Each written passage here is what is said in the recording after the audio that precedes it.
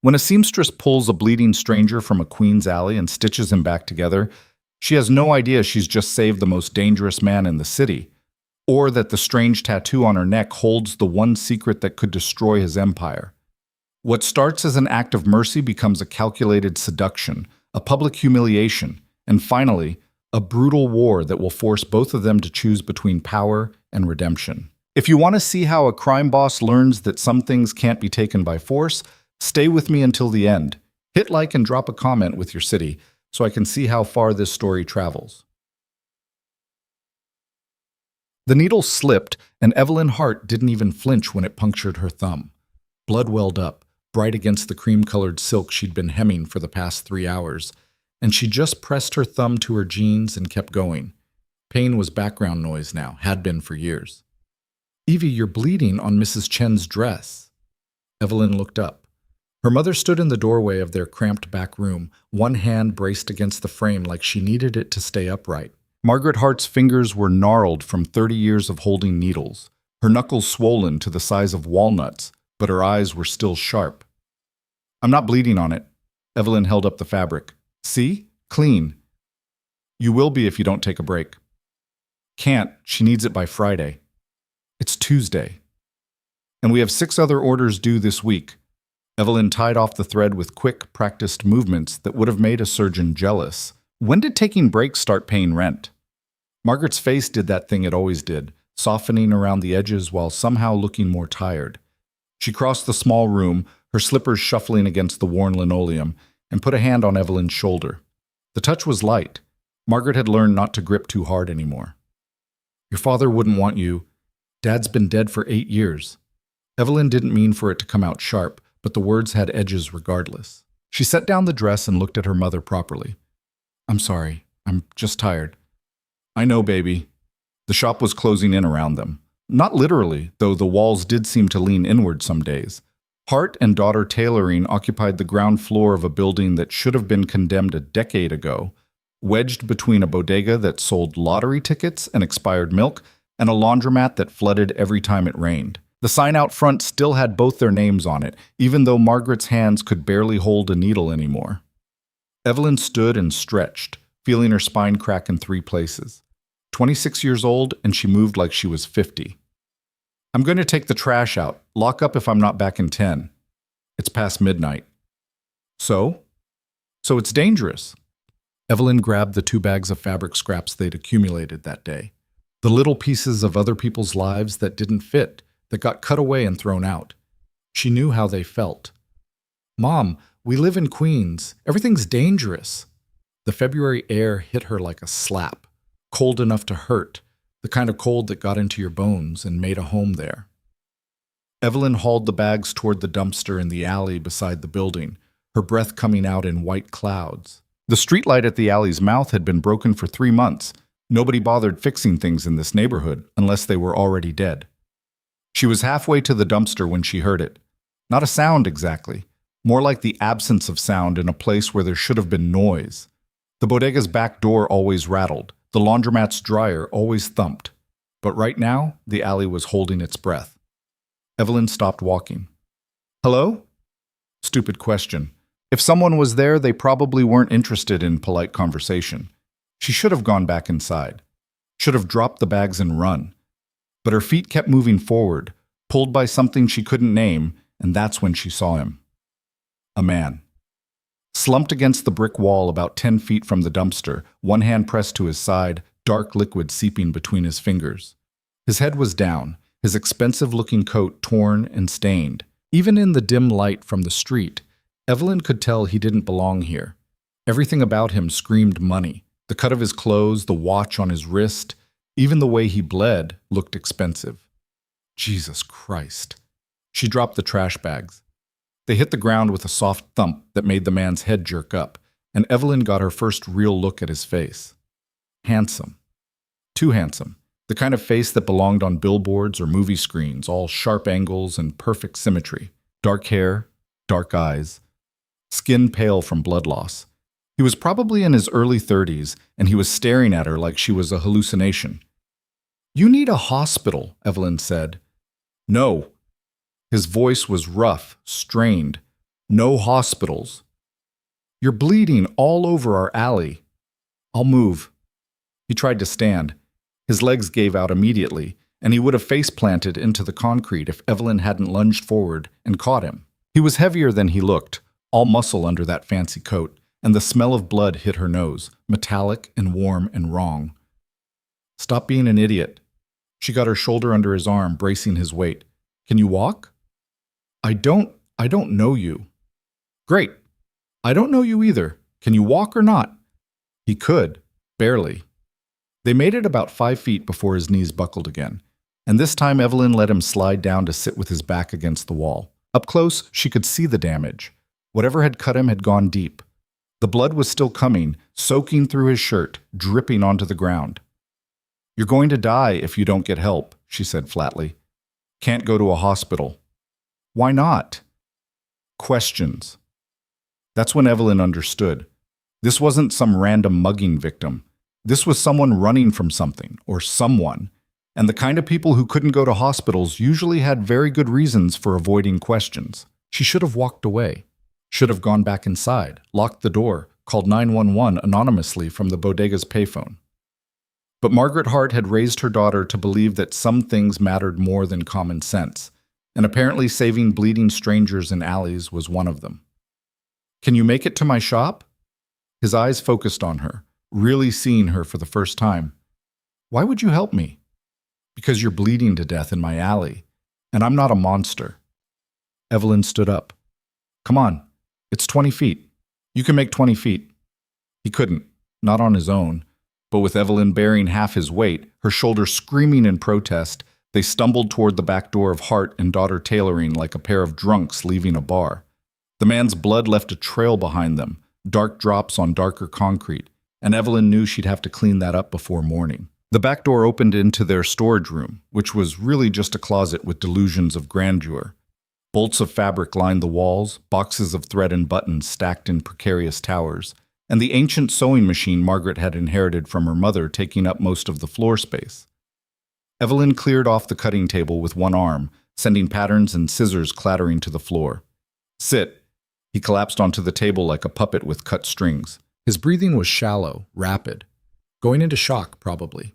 Evelyn had exactly zero medical training, but she'd watched enough TV to know that was bad. Take off your coat. What? Your coat. Off. I need to see how bad it is. He struggled out of the coat with movements that were more reflex than conscious thought. Underneath, his shirt was custom made. White cotton now turned red. Evelyn grabbed her fabric scissors, the good ones, sharp enough to cut silk, and started cutting the shirt away from the wound. What are you doing? Saving your life, apparently. The shirt fell away and Evelyn sucked in a breath. The wound ran along his left side, just below his ribs. Long, deep, precise. This wasn't a random stabbing. Someone had tried to gut him, and they'd almost succeeded. The blood was still flowing, not spurting. That was good. Meant no major arteries. But if she didn't stop the bleeding soon, he'd die anyway. I need to stitch this. You're a seamstress. Best offer you're getting. Evelyn turned to the cabinet where they kept their supplies. I've sewn through leather. Human skin can't be that different. That's insane. You got a better idea? She pulled out her sewing kit, dumping it on the table beside him. Thread, needles, a lighter she used to seal synthetic fabrics. Because I'm not seeing a lot of options here. He looked at her for a long moment, those dark eyes searching her face for something. Trust, maybe. Or just the will to live. Finally, he nodded. Do it. Evelyn washed her hands in the tiny sink in the corner, scrubbing until her skin turned pink. The water ran red when she rinsed. She dried her hands on a clean piece of muslin, then selected her finest needle, the one she used for detailed work on wedding dresses, and threaded it with black silk. This is going to hurt, she said. It already hurts. Fair point. Evelyn pulled the lighter from her pocket and ran the flame along the needle, sterilizing it as best she could. Then she leaned over the stranger and got to work. The first puncture made him hiss through his teeth. The second made his hand shoot out and grab her wrist, his grip iron hard. Stop, Evelyn said calmly. You're going to make me mess up, and then we'll both regret it. His hand loosened but didn't let go. She could feel his pulse through his fingers, too fast, too weak. What's your name? She asked, pulling the needle through flesh that was too much like fabric and not enough like it at the same time. Does it matter? I'm sewing your insides back together. I think I've earned a name. Silence. Then, Adrian. Evelyn. She tied off the first stitch with practiced efficiency. Now shut up and let me concentrate. It took 45 minutes. 45 minutes of Adrian's breathing getting progressively more labored, of Evelyn's hands cramping from the precise, tiny stitches required to close a wound this deep. She worked in silence, falling into the rhythm she knew: pull, loop, tie, cut. The same motion she had been making since she was 8 years old, sitting at her father's knee while he showed her how to hem a pair of pants. When she finally tied off the last stitch and cut the thread, her hands were shaking. Done, she said, stepping back. Adrian looked down at his side. The wound was closed, the stitches small and even, the kind of work that would have made Margaret proud. Blood still crusted around the edges, but the fresh bleeding had stopped. You did that with sewing thread, he said, his voice hollow with disbelief. Silk thread, the good stuff. Evelyn grabbed a bottle of rubbing alcohol from the cabinet. They used it to remove stubborn stains and poured it over a clean cloth. This is really going to hurt. She pressed the alcohol-soaked cloth to the wound before he could protest. Adrian's entire body went rigid, his jaw clenched so tight she could see the muscles jumping in his cheek. But he didn't make a sound. You're tougher than you look, Evelyn said. You have no idea what I look like. She did, though. Now that the immediate crisis was over, now that she wasn't focused on keeping him from bleeding out on her cutting table, she could see him clearly. And what she saw didn't make sense. This man was rich, not just comfortable, not just well off, rich, the kind of rich that came with drivers and bodyguards, and people whose entire job was making sure you never ended up bleeding in an alley in Queens. His watch alone probably cost more than her shop made in a year. So what the hell was he doing here? Who stabbed you? She asked. Someone who's going to regret it. That's not an answer. It's the only one you're getting. Adrian tried to sit up, grimaced, and fell back against the table. I need to make a phone call. Phone's in the front. Evelyn started cleaning up the blood-soaked fabric scraps, her hands moving on autopilot. You think you can walk that far? I don't have a choice. He made it to his feet through sheer willpower and what Evelyn suspected was a frankly stupid amount of pride. She watched him sway, waited to see if he'd fall, then grabbed his arm when it became clear he might. Come on. The front of the shop was dark except for the streetlight bleeding through the windows. Evelyn's workspace dominated the room. 2 industrial sewing machines, a dress form wearing half-finished bridesmaid dress, bolts of fabric stacked against every wall. The phone sat on a cluttered desk in the corner, buried under invoices and order forms and the general chaos of a business that was always one bad month away from going under. Adrian picked up the receiver with hands that shook slightly. He dialed a number from memory, then waited. It's me, he said when someone answered. I need a car. A pause. Queens, Hart and Daughter Tailoring on... He looked at Evelyn. 47th Street, she supplied. 47th Street, 10 minutes. He hung up without saying goodbye. Friends of yours? Evelyn asked. Something like that. They stood in awkward silence. Adrian leaned against the desk like he was trying to look casual and failing spectacularly. Evelyn crossed her arms and studied him, this bleeding stranger who'd stumbled into her life and would probably stumble right back out of it the second his ride arrived. You should sit down, she said finally. I'm fine. You're about to pass out. I said I'm fine. He wasn't. Evelyn could see it in the way his skin had gone from pale to gray, in the sweat beading on his forehead despite the cold. She pulled out the chair from her mother's old desk and shoved it toward him. Sit. I didn't spend an hour sewing you back together just to watch you crack your head open on my floor. Adrian sat. It was less a choice and more a controlled collapse, and Evelyn pretended not to notice the way his hands gripped the chair arms to keep himself upright. Thank you, he said quietly. Don't. I probably just made the stupidest decision of my life. Why did you help me? Evelyn shrugged. My mom would have. Your mother? She owns this place. Well, we own it together. Technically, Evelyn gestured at the shop. the small empire of thread and fabric that was falling apart a little more every day. She taught me that you help people when they need it, even when it's inconvenient, especially when it's inconvenient. That's a dangerous philosophy. Yeah, well, nobody ever accused us of being smart. Adrian's eyes moved around the shop, taking in details Evelyn had stopped seeing years ago. The water stain on the ceiling that looked like a map of Italy, the crack in the front window they'd covered with packing tape, the ancient cash register that jammed every third transaction. "How long have you been here, Ed?" he asked. "My whole life. My dad opened this place before I was born. He did the tailoring. My mom did the alterations." Past tense, always past tense now. "After he died, we kept it going." "I'm sorry." "Don't be. It was a long time ago." Well, not long enough that it didn't still hurt, but Evelyn had gotten good at pretending the grief was manageable. Construction accident, one of those things. She didn't know why she was telling him this. Maybe because he was bleeding and vulnerable and would be gone in a few minutes anyway. Maybe because it was late and she was tired and her defenses were down. Or maybe because something about the way he looked at her made her feel like he actually gave a damn, which was probably the blood loss talking. A car horn honked outside. Adrian stood up slowly, testing his balance. "That's my ride. Try not to rip those stitches on the way out. I don't do free repairs." He almost smiled. It was there and gone in a second, but Evelyn caught it. "What do I owe you?" "For what?" "For saving my life." Evelyn laughed, sharp and bitter. "I don't know. What's the going rate for illegal medical procedures in Queens?" "Name a price." "I don't want your money." "Everyone wants money." "Then I'm not everyone." She walked to the door and unlocked it, pulling it open. Cold air rushed in, sharp and clean after the smell of blood and alcohol. "Get out of here before you bleed on my floor again." Adrian moved toward the door, each step careful and measured. When he reached her, he stopped.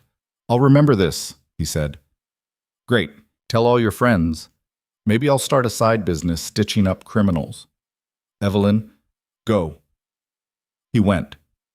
Evelyn watched him walk to the black sedan idling at the curb, watched someone she couldn't see open the back door, watched Adrian fold himself into the car with movements that had to hurt. The door closed. The car pulled away. And just like that, he was gone. Evelyn locked the door and leaned her forehead against the cool glass. Her hands were still shaking. Now that the adrenaline was wearing off, she was starting to understand exactly how monumentally stupid she'd just been. That man could have been anyone, could have done anything. And she'd brought him into her shop, her home, the place where her mother slept upstairs, and stitched him back together with silk thread and hope. "Evie?" She turned. Margaret stood at the bottom of the stairs in her bathrobe, her gray hair loose around her shoulders. "I thought I heard voices," Margaret said. "Just me, talking to myself." "You're a terrible liar," Evelyn sighed. "There was a guy. He was hurt. I helped him." "In the shop?" "In the alley, then in the shop."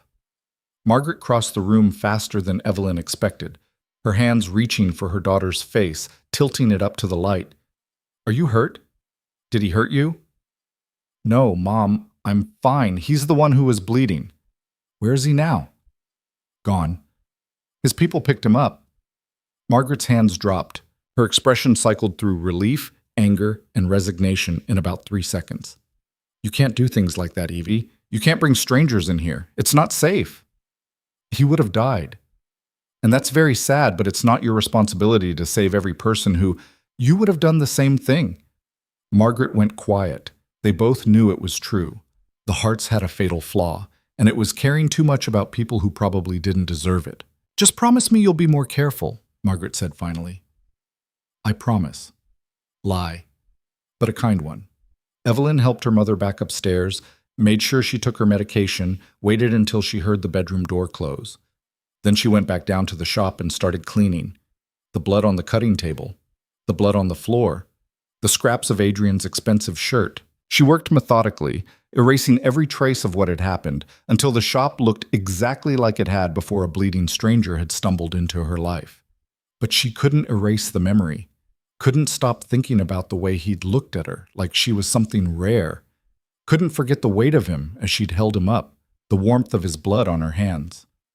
When she finally went to bed, the sun was already starting to rise. Evelyn lay on her narrow mattress in her narrow room and stared at the ceiling, wondering if Adrian was okay, wondering if she'd ever see him again, wondering why part of her hoped she would. She fell asleep with those questions unanswered. 3 days later, Adrian walked through the front door of Hart and Daughter Tailoring like he owned the place. Evelyn was at her sewing machine, hemming a pair of pants for Mr. Rodriguez from the bodega, when the bell above the door chimed. She looked up, expecting a customer, and found Adrian instead. He looked different, still expensive, but now the wealth was displayed properly. Tailored suit, perfect hair, the kind of confident posture that came from never having to question whether you belonged somewhere. The wound in his side was hidden, but Evelyn knew it was there. She'd put it back together with her own hands. "We're busy," she said, turning back to her machine. "I need a suit altered." "Go to Nordstrom. I want you to do it." Evelyn stopped the machine. "Why?" "Because you're good at what you do." You've never seen my work." "I've seen enough." Adrian moved further into the shop, and Evelyn noticed the way he moved, carefully, favoring his left side. The stitches were probably still healing. "How much for a full alteration?" "More than you want to pay for work from a shop in Queens." "Try me." She named a price that was 3 times her normal rate, expecting him to laugh or walk out. He didn't. "When can you have it done?" Evelyn stared at him. "You're serious?" "Completely." This was a mistake. Every instinct Evelyn had was screaming that this was a mistake, that Adrian's presence here meant something she didn't understand yet, something dangerous. But they needed the money. They always needed the money. "Friday," she said. "Perfect."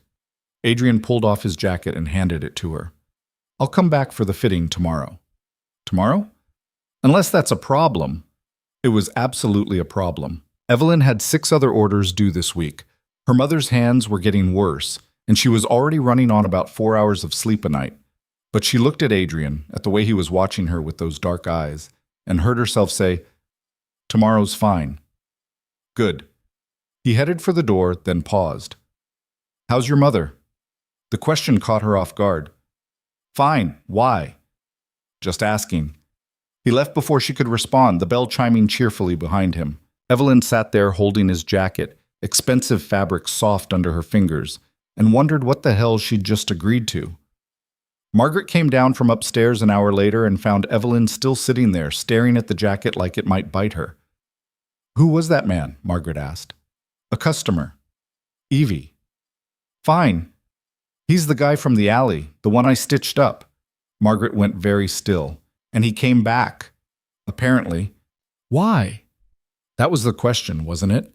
Why would someone like Adrian come back to a place like this? He could get his suits altered anywhere, by people with actual training and proper equipment. So why here? "I don't know," Evelyn said, "but I'm going to find out." Adrian came back the next day, and the day after that, and the day after that. At first, Evelyn told herself it was normal. Rich people were particular about their clothes, and alterations took time. But by the 4th visit in a week, even she couldn't pretend this was standard customer behavior. "The shoulders need to be taken in," Adrian said, standing in front of the full-length mirror they'd wedged into the corner of the shop. He was wearing the suit jacket she'd already altered twice. Evelyn knelt beside him with her pincushion, trying not to notice how close she was to his body. "The shoulders are fine. They're too wide. They're exactly the measurement you gave me." "I changed my mind." She sat back on her heels and looked up at him. "You're wasting my time." "I'm paying for it." "That's not the point." Adrian met her eyes in the mirror. "Then what is the point?" That he kept coming back. That he'd spent more money on alterations in the past week than most people spent on rent. That every time the bell above the door chimed, Evelyn's heart did this stupid little jump because she thought it might be him. "The point is I have other customers," she said, standing up and brushing off her knees. "And you're taking up time I don't have." "Fire them." "What?" "Your other customers. Fire them. I'll pay you twice what they're paying." Evelyn laughed, sharp and disbelieving. "You can't just buy all my time." "Why not?" "Because that's insane. It's business. It's something, but it's not business." She pulled the pins from the jacket's shoulders with quick, irritated movements. "Take this off." I'll have it done by Monday. I need it by Friday. Then you should have brought it to me earlier. Adrian shrugged out of the jacket and handed it to her, his fingers brushing hers in a way that felt deliberate. What if I paid triple? What if you stopped trying to throw money at every problem? That usually works. Not here, it doesn't. Evelyn folded the jacket over her arm and moved back to her workspace, trying to put distance between them. We'll have it ready when we have it ready. She expected him to argue. Instead, he said, Your mother's hands are getting worse. Evelyn's head snapped up. Excuse me? I noticed yesterday the way she holds the scissors. She's compensating for pain in her left hand. You don't know anything about my mother. I know arthritis when I see it. Adrian leaned against the cutting table, casual as anything, like he hadn't just crossed a line he had no business crossing. How long has she been struggling? Get out. Evelyn, get out of my shop. He studied her for a long moment, and Evelyn hated the way he looked at her, like he could see past all the walls she'd built, straight down to the scared, exhausted girl underneath. Then he straightened and headed for the door. Friday, he said. I'll be back Friday. The door closed behind him, and Evelyn stood there, shaking with an anger she didn't fully understand. Who the hell did he think he was? Coming into her shop, noticing things about her mother, acting like he had any right to care? He's not wrong, you know. Evelyn turned. Margaret was sitting at her old workspace in the corner, a pair of pants in her lap that she'd been hemming for the past hour. Her hands were trembling slightly. Mom, it's getting worse. We both know it. Margaret set down the needle with a careful precision that broke Evelyn's heart. I'm slowing you down. Don't say that. It's true. I don't care if it's true. We're a team. We've always been a team. Margaret smiled, sad and tired. You're a good daughter, Evie. Better than I deserve. Stop it. Evelyn crossed to her mother and knelt beside the chair, taking those gnarled hands in hers. We're going to figure this out. I'll take on more work. We'll raise our prices. Something. You're already working yourself to death. Then I'll work harder. That's not a solution. But it was the only one Evelyn had. She kissed her mother's knuckles, carefully, because pressure hurt now, and stood up. I need to finish Mrs. Patterson's dress. You should rest. Evie, please, Mom, just rest. Margaret went upstairs without another word, and Evelyn turned back to her sewing machine. The jacket Adrian had left sat on the cutting table, expensive fabric mocking her with its perfection. She picked it up, felt the weight of it, the quality. Then she got to work. Friday came. Adrian showed up at exactly 3 o'clock, like he'd timed it, and Evelyn had his jacket ready. Try it on, she said, handing it over without preamble. He did. The fit was perfect. She'd made sure of it, had spent an extra 2 hours getting the shoulders exactly right, even though she'd told herself she didn't care. Adrian turned in front of the mirror, checking the lines, and Evelyn waited for him to find something else to complain about. It's perfect, he said instead. I know. How much do I owe you? She named the price they'd agreed on. He pulled out his wallet and handed her 3 times that amount. That's too much, Evelyn said. Consider it a tip. I don't want your tips. Then consider it payment for future services. Adrian was doing that thing again, looking at her like she was a puzzle he was trying to solve. I'm going to need more alterations. You don't have any more suits. I'll buy more suits. This was getting ridiculous. Evelyn crossed her arms and stared him down. Why are you really here? I told you I need bullshit. You don't need me to alter your clothes. You could go anywhere, somewhere better. So why do you keep coming back? Adrian went quiet. Outside, a bus rumbled past, shaking the windows. Someone was yelling in Spanish on the street corner. Normal sounds, normal chaos, but inside the shop everything had gone still. You saved my life, Adrian said finally. So this is what, gratitude? Something like that. I don't want your gratitude either. What do you want? Evelyn opened her mouth, then closed it. What did she want? Money, obviously. Enough to pay rent without lying awake at night doing math. Enough to get her mother real treatment, the kind that might actually help. Enough to stop feeling like she was drowning. But standing here looking at Adrian, she realized that wasn't the whole truth. What she wanted was for him to stop looking at her like that, to stop making her feel seen, To stop being so goddamn present every time he walked through that door. I want you to be honest with me, she said. About what? About why you're really here. About who you are. About what you want. Adrian's jaw tightened. You don't want to know who I am? Try me. I'm someone your mother would tell you to stay away from. My mother tells me to stay away from everyone. She'd be right about me. They stared at each other, and Evelyn felt something shift in the air between them. This wasn't customer and seamstress anymore. This was something else, something dangerous, and she should have stepped back, should have taken the money and shown him the door and never let him come back. Instead, she said, I'm not afraid of you. You should be. Why? What are you going to do, bleed on my floor again? Adrian almost laughed. Almost. You have no idea what I'm capable of. Then show me. The words hung there, challenging and reckless, and Evelyn watched something change in Adrian's expression. A wall coming down, maybe, or a decision being made. Have dinner with me, he said. What? Tomorrow night. Let me take you to dinner. I don't date customers. I'm not asking as a customer. Evelyn's heart was doing that stupid jumping thing again. Then what are you asking as? As someone who'd like to get to know you better. She should have said no. Every rational part of her brain was screaming at her to say no, to keep this professional, to not get involved with a man who showed up bleeding in alleys and carried himself like violence was something he wore under his skin. Okay, she heard herself say. Okay? One dinner, and if you're boring or an asshole, I'm never altering your clothes again. Adrian smiled, real and genuine, and it transformed his whole face. Deal. He left with his jacket, and Evelyn stood there wondering what the hell she'd just agreed to. Margaret came down 10 minutes later and found her daughter sitting at the sewing machine staring at nothing. You said yes, didn't you? Margaret asked. How did you have that look? What look? The same one I had when I met your father. Margaret sat down heavily in her chair. Please tell me you know what you're doing. I have no idea what I'm doing. That's what I was afraid of. Adrian picked her up at 7. Evelyn had spent an hour trying to figure out what to wear before settling on the only dress she owned that wasn't covered in thread and fabric scraps. A simple black thing she'd made herself 3 years ago and never had occasion to wear.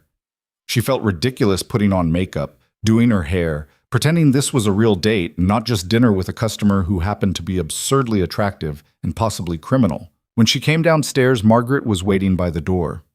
You look beautiful, her mother said. I look like I'm trying too hard. That's the same thing. The doorbell rang.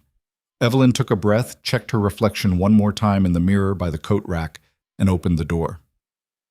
Adrian stood on the sidewalk in a different suit, one she hadn't altered, thank God, holding flowers. Actual flowers, like this was a movie or something. These are for your mother, he said, handing them to Margaret, who'd appeared behind Evelyn like a ghost. Margaret took the flowers with hands that barely shook at all. That's very thoughtful. It's the least I could do. Your daughter saved my life. She has a habit of that. Margaret looked at Evelyn, then at Adrian, then back at Evelyn. Have her home by midnight.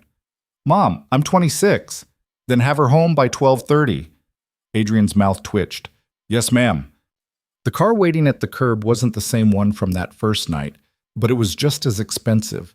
Black, sleek, with windows tinted so dark Evelyn couldn't see inside.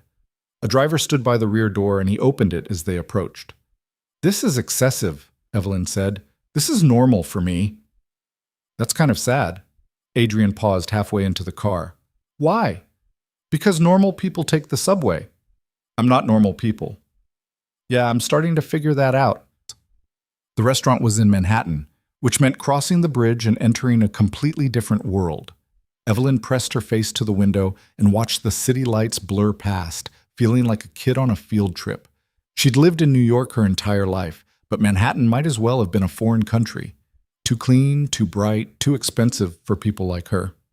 The restaurant was worse. All white tablecloths and wine lists thicker than phone books, with waiters who moved like dancers and spoke in hushed, reverent tones. Evelyn felt underdressed, out of place, like everyone could tell she didn't belong here. Relax, Adrian said as they were seated at a table by the window. Easy for you to say. You probably eat here every week. I've never been here before. Seriously? I wanted it to be special. Evelyn looked at him across the candlelight. This man who'd stumbled into her alley, bleeding and desperate, and had somehow turned into someone taking her to fancy restaurants. Why? Why what? Why does it need to be special? It's just dinner. It's not just dinner. Adrian leaned forward, his eyes intense. I haven't been able to stop thinking about you since that night. That's probably the blood loss. It's not the blood loss.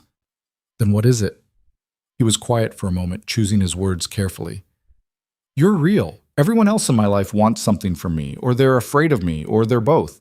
But you looked at me like I was just a person, someone who needed help. And you helped me without asking for anything in return. I still don't want anything from you. I know. That's why I can't stop thinking about you. The waiter appeared with menus, saving Evelyn from having to respond. She studied the options without really seeing them, her mind spinning. This was a mistake.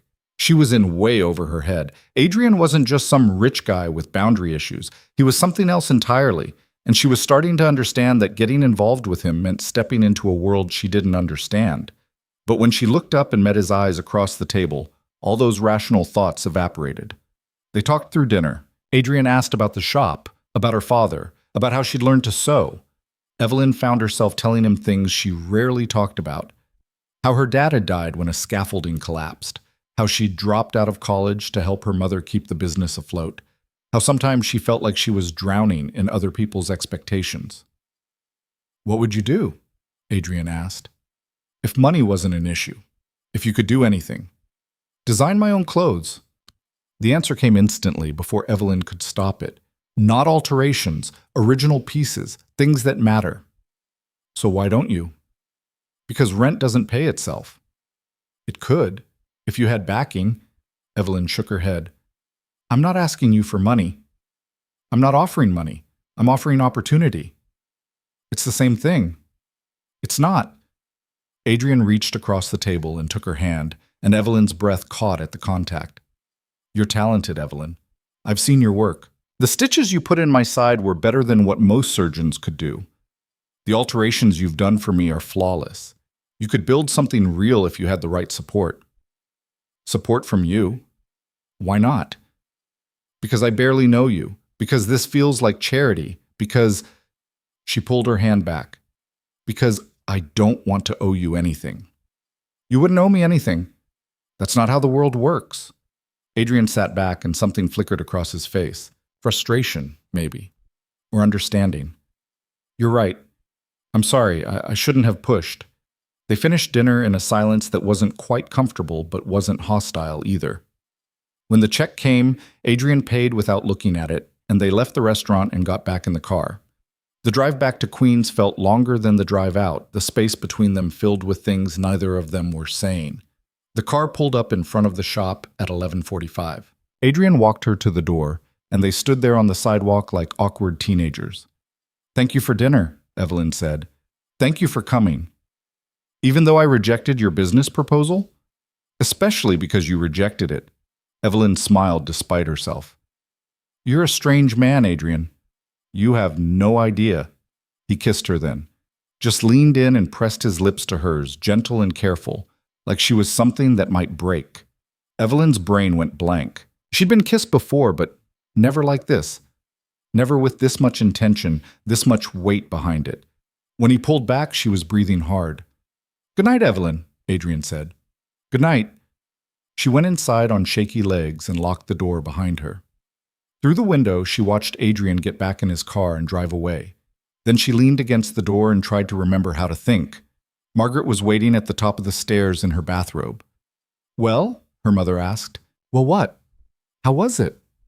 Evelyn climbed the stairs and kissed her mother's cheek. It was nice. Just nice? Okay, it was amazing, and I'm terrified. That sounds about right. Margaret put an arm around her daughter's shoulders, careful of her bad hand. Just be careful, baby. Men like that, they come from a different world. I know. Do you? Evelyn did. But she also didn't care. Adrian came to the shop every day for the next 2 weeks. Sometimes he brought clothes to be altered. Sometimes he just showed up with coffee and sat in the corner watching her work. Sometimes he brought Margaret flowers or food from restaurants she'd never heard of, or medicine for her hands that probably cost more than Evelyn made in a month. "He's courting you," Margaret said one afternoon after Adrian had left. "Old-fashioned courting? Nobody courts anymore." "He does." And he did. Adrian was patient, persistent, respectful in a way that made Evelyn's chest ache. He never pushed for more than she was willing to give. Never tried to buy her affection. He just showed up, day after day, becoming part of the fabric of her life in a way that felt both terrifying and inevitable. 3 weeks after their first dinner, he took her to the Met. A month after that, to a jazz club in the village. 6 weeks in, he kissed her again in the alley behind the shop, pressing her against the brick wall where she'd first found him bleeding, and Evelyn realized she was falling for him, which is when things started to get complicated. It began small. A black SUV parked across the street that hadn't been there before. A man in an expensive suit who watched the shop from the bodega. Adrian's driver looking nervous when he dropped her off. "Is something wrong?" Evelyn asked Adrian one night. They were in her tiny apartment above the shop, sitting on her worn-out couch, watching a movie neither of them was paying attention to. Adrian had his arm around her shoulders, and she fit against his side like she'd been designed for the space. "No," he said. "Why?" "You've been tense all week." "Just work." "What kind of work?" Adrian went quiet. They'd been dancing around this question for weeks. What exactly he did, where his money came from, why people looked at him with fear and respect in equal measure. Every time Evelyn asked, he deflected. "Import and export," he said finally. "That's vague." "It's complicated. Try me." "Evelyn?" "Adrian." She sat up and turned to face him. "I'm not stupid. I know you're not just some businessman. People don't end up bleeding in alleys because they work in imports." His jaw tightened. "What do you think I do?" "I think you're involved in something illegal, something dangerous. And you're still here." "I'm still here." "Why?" Evelyn took his face in her hands. "Because whoever you are outside this apartment, you're different when you're with me. You're gentle. You're kind. You bring my mother flowers and you sit in my shop for hours just to watch me work. So either you're the best actor I've ever met, or there's something real here." "There's something real here," Adrian said quietly. "Then trust me enough to tell me the truth." He pulled away from her and stood up, running his hands through his hair. When he turned back, his face was harder, colder, the face of the man she'd first seen in that alley. "My family runs things in this city," he said. "Clubs, restaurants, construction, shipping. Some of it's legal, most of it isn't. You're talking about the mafia. I'm talking about business. That's the same thing. It's not that simple. It never is." Evelyn stood too, closing the distance between them. "Is that what the stabbing was about? Family business?" "Yes." "Are you going to get stabbed again?" "I'm trying very hard not to." She should have been afraid, should have run, but all Evelyn felt was a strange, bone-deep certainty that this didn't change anything. She'd known from the beginning that Adrian was dangerous, she just hadn't cared. "Okay," she said. "Okay? I can live with that." Adrian stared at her like she'd grown a second head. "You can live with dating someone involved in organized crime." "Apparently." "Evelyn, you don't understand what you're saying. My life, the things I do, I don't care. You should care." "But I don't." She stepped closer until there was no space left between them. "I'm not asking you to be someone you're not. I'm just asking you to be honest with me." "I am being honest." "Then we're fine." Adrian kissed her hard, desperate, like he was trying to convince himself this was real. Evelyn kissed him back with everything she had, and somewhere in the back of her mind she knew this was a turning point. That saying yes to this meant saying yes to everything that came with it. She said yes, anyway. 2 months in, Adrian asked her to meet his family. "No," Evelyn said immediately. "Why not?" "Because meeting the family is serious, and this is—" She gestured vaguely between them. "I don't know what this is yet." "I know what it is." They were in his apartment this time, a penthouse overlooking Central Park that made Evelyn's entire shop look like a closet. She'd been spending more time here lately, drawn by the space and the quiet, and the novelty of having more than one room to exist in. "What is it then?" she asked. Everything. The word hung there, too big and too honest. Evelyn's throat went tight. Adrian, I'm in love with you. He said it simply, like it was a fact rather than a confession. I have been since that night in the alley, and I'm tired of pretending I'm not. Evelyn sat down on his obscenely comfortable couch and tried to process this. Love. He loved her. This man with his dangerous family and his expensive suits and his hands that could probably kill people loved her. The seamstress from Queens who couldn't even afford to fix her shop's front window. You barely know me, she said weakly. I know enough. You're insane. Probably. Adrian knelt in front of her, taking her hands. But that doesn't make it less true. I love you, Evelyn, and I want you to meet my family because they're part of my life, and I want you to be part of my life too. What if they hate me? They won't. What if they think I'm not good enough for you?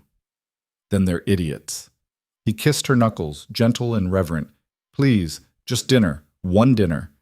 Evelyn looked at him kneeling there, this powerful, dangerous man reduced to asking instead of demanding, and felt her resistance crumble. One dinner, she agreed. Thank you.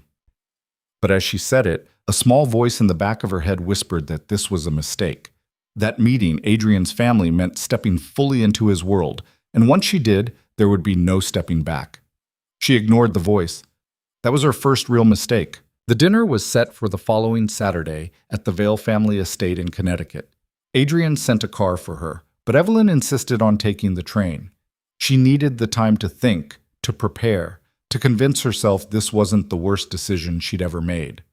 Margaret had helped her pick out an outfit, the nicest thing Evelyn owned that she hadn't made herself, a navy dress they'd found at a consignment shop 2 years ago. Her mother had pressed it carefully, her swollen fingers moving slowly over the fabric. You don't have to do this, Margaret had said that morning. I know. But you're going to anyway. I love him, Mom. Margaret had looked at her daughter with eyes that held too much understanding. I know you do, baby. That's what scares me. Now sitting on the train watching Connecticut roll past, Evelyn wondered if her mother had been right to be scared. She touched the flower tattoo on her neck absently, a nervous habit she'd had since she was 18. It was small, delicate, a lily her father had drawn for her the week before he died. She'd gotten it inked after the funeral, something to keep him close. Adrian was waiting at the station in Greenwich, leaning against a different car, something low and fast and probably worth more than Evelyn would make in her lifetime. He smiled when he saw her, and some of her anxiety eased. You came, he said, pulling her into his arms. I said I would. I know. I was still worried you'd change your mind. I almost did. 3 times on the train. He kissed her forehead. I'm glad you didn't. The drive to the estate took 15 minutes through neighborhoods that got progressively more intimidating. Gates, security cameras, houses that couldn't be called houses because they were too big. Mansions, compounds, monuments to wealth Evelyn couldn't fathom. When they finally turned through a set of iron gates with a V worked into the metalwork, her stomach dropped. This is where you grew up? She asked. Unfortunately. The house at the end of the long driveway was massive. Stone and glass and perfectly manicured lawns with fountains and gardens and what looked like an actual hedge maze. It was the kind of place Evelyn had only seen in movies, and she suddenly felt very small in her consignment shop dress. I can't do this, she said as Adrian parked the car. Yes, you can. Look at this place. Look at me. I don't belong here. Adrian turned to her, taking her face in his hands. You belong wherever I am. And I'm here, so you belong here too. That's not how the world works. It's how my world works. He kissed her gently. Just be yourself. That's all I'm asking. Easier said than done. Evelyn let Adrian help her out of the car and guide her up the front steps, her heels clicking against marble that probably cost more per square foot than her entire shop. A man in an actual butler's uniform opened the door. Mr. Vale, the butler said with a slight bow. Your family is waiting in the dining room. Thank you, Harrison. The inside was worse than the outside. Evelyn caught glimpses of rooms as they walked through, a library with floor-to-ceiling books, a sitting room with furniture that looked like it belonged in a museum, artwork on the walls that might actually be real. Everything screamed old money, power, the kind of legacy that crushed people like her without even noticing. The dining room was somehow both intimate and enormous. A table that could have seated 20, but was set for 6. Crystal chandelier overhead, windows overlooking gardens that probably required a full-time staff. And sitting at the table, watching Evelyn walk in with expressions ranging from curiosity to outright hostility, was Adrian's family. "Everyone," Adrian said, his hand warm and steady on Evelyn's lower back. "This is Evelyn Hart. Evelyn, this is my family." The man at the head of the table stood first. He was older than Adrian by maybe 10 years, with the same dark eyes but a harder face, like someone had taken Adrian's features and sharpened them into weapons. "Marcus Vale," he said, extending a hand. "Adrian's older brother." Evelyn shook his hand. His grip was too tight, too long, a test she didn't know the rules for. "Pleasure," Marcus said, though his tone suggested otherwise. The woman next to him was beautiful in that cold, polished way that required money and maintenance. Blonde, thin, wearing diamonds that caught the light. "Catherine," she said without offering her hand. "Marcus's wife." Across from them sat a younger man who looked bored with the entire proceeding. "Daniel," he said with a lazy wave. "The disappointment of the family. Nice to meet you." "Daniel?" Adrian said warningly. "What?" "I'm being honest." The last person at the table was a woman in her 60s, elegant and sharp-eyed, wearing pearls and judgment in equal measure. She studied Evelyn like she was an insect under glass. "Mother," Adrian said, "this is Evelyn." "Victoria Vale." The woman's voice could have cut diamonds. "Sit down, dear. You're making the staff nervous hovering like that." Evelyn sat in the chair Adrian pulled out for her, acutely aware of every movement, every breath. Adrian took the seat beside her, his hand finding hers under the table and squeezing. Dinner was brought out by silent servers who appeared and disappeared like ghosts. Course after course of food Evelyn couldn't identify, served on plates that probably cost more than her rent. She picked at everything, her appetite gone, while Adrian's family made polite conversation that felt like circling sharks. "So, Evelyn," Victoria said after the third course, "Adrian tells us you're a seamstress." "Yes, ma'am. I run a tailor shop in Queens with my mother." "How quaint." The word dripped condescension. "And you learned this trade from your parents?" "From my father originally. He died when I was 18. "I'm sorry to hear that." Victoria didn't sound sorry. "And your mother continues the business?" "We run it together." "Must be difficult, maintaining a business in that neighborhood." There it was. That neighborhood. Like Queens was something dirty, something shameful. Evelyn felt Adrian tense beside her. "We manage," Evelyn said evenly. "I'm sure you do." Marcus leaned back in his chair, swirling wine in a glass that probably cost more than Evelyn's sewing machine. "It's admirable, really. Small business owners are the backbone of America." He made it sound like an insult. "How did you two meet?" Catherine asked, her smile sharp as a knife. Adrian jumped in before Evelyn could answer. "She did some alterations for me. We got a talking." "Alterations," Marcus repeated. "That's all?" "That's all." "Interesting." Marcus's eyes moved between them, calculating. "You know, Adrian's usually more discreet about his personal life. The fact that he brought you here must mean you're special." "She is special," Adrian said. "Special enough to meet the family. That's quite a statement." Victoria dabbed her mouth with a napkin. "Tell me, dear, what are your intentions with my son?" Evelyn nearly choked on her water. "I'm sorry."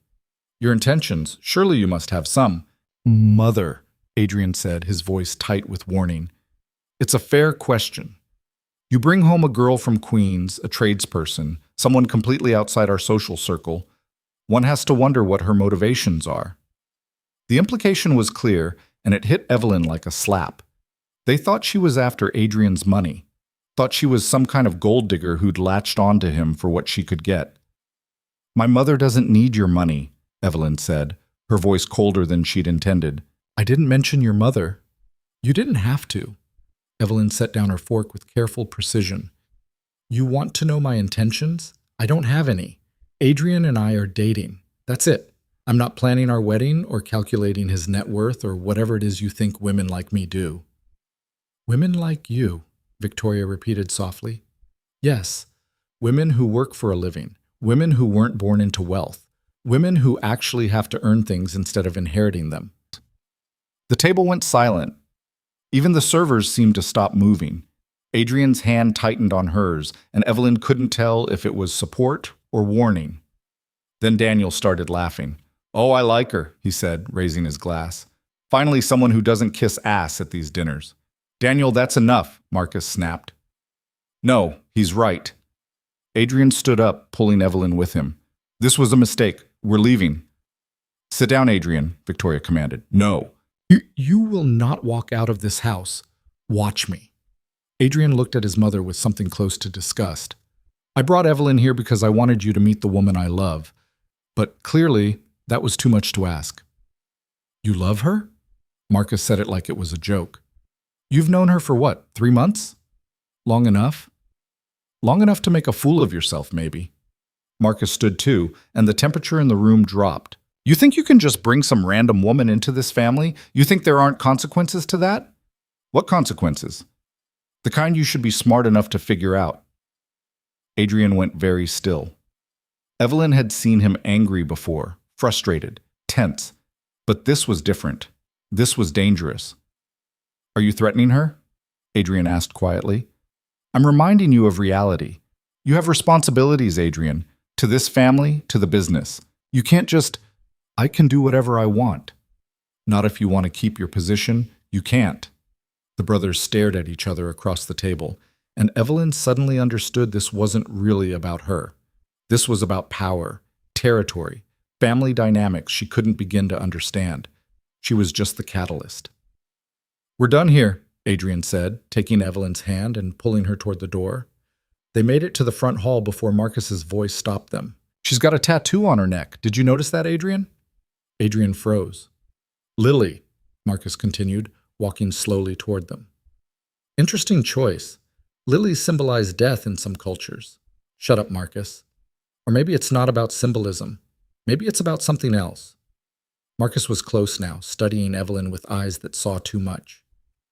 "You know, there's a story I heard once about a man who worked construction in Queens about 8 years ago. Had a wife and a daughter.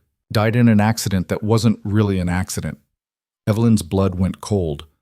"Marcus," Adrian said warningly, "this man, he was involved in some business he shouldn't have been. Kept records, evidence, things that could hurt a lot of important people. And before he died, he hid those records, encrypted them, left the code with the only person he trusted." "Stop talking." "The code was supposedly hidden in plain sight. A series of numbers worked into something permanent, something his daughter would carry forever." Marcus's eyes fixed on Evelyn's tattoo. "Like a memorial tattoo. The petals on a flower, maybe. The number of thorns on a stem." Evelyn's hand went to her neck, covering the tattoo instinctively. Her father's drawing. The one he'd made her memorize. Made her promise to keep safe. Made her swear she'd get it tattooed exactly as he'd drawn it. She'd thought it was just a father's last gift to his daughter. But her father had been acting strange those last few weeks. Paranoid. Scared. Telling her mother to take Evelyn and leave the city if anything happened to him. And then the scaffolding had collapsed, and he'd died, and Evelyn had been too broken to question it. "You didn't know," Marcus said, and he sounded almost pleased. "He didn't tell you what it was. Just made you carry it around like a good little girl." "That's enough."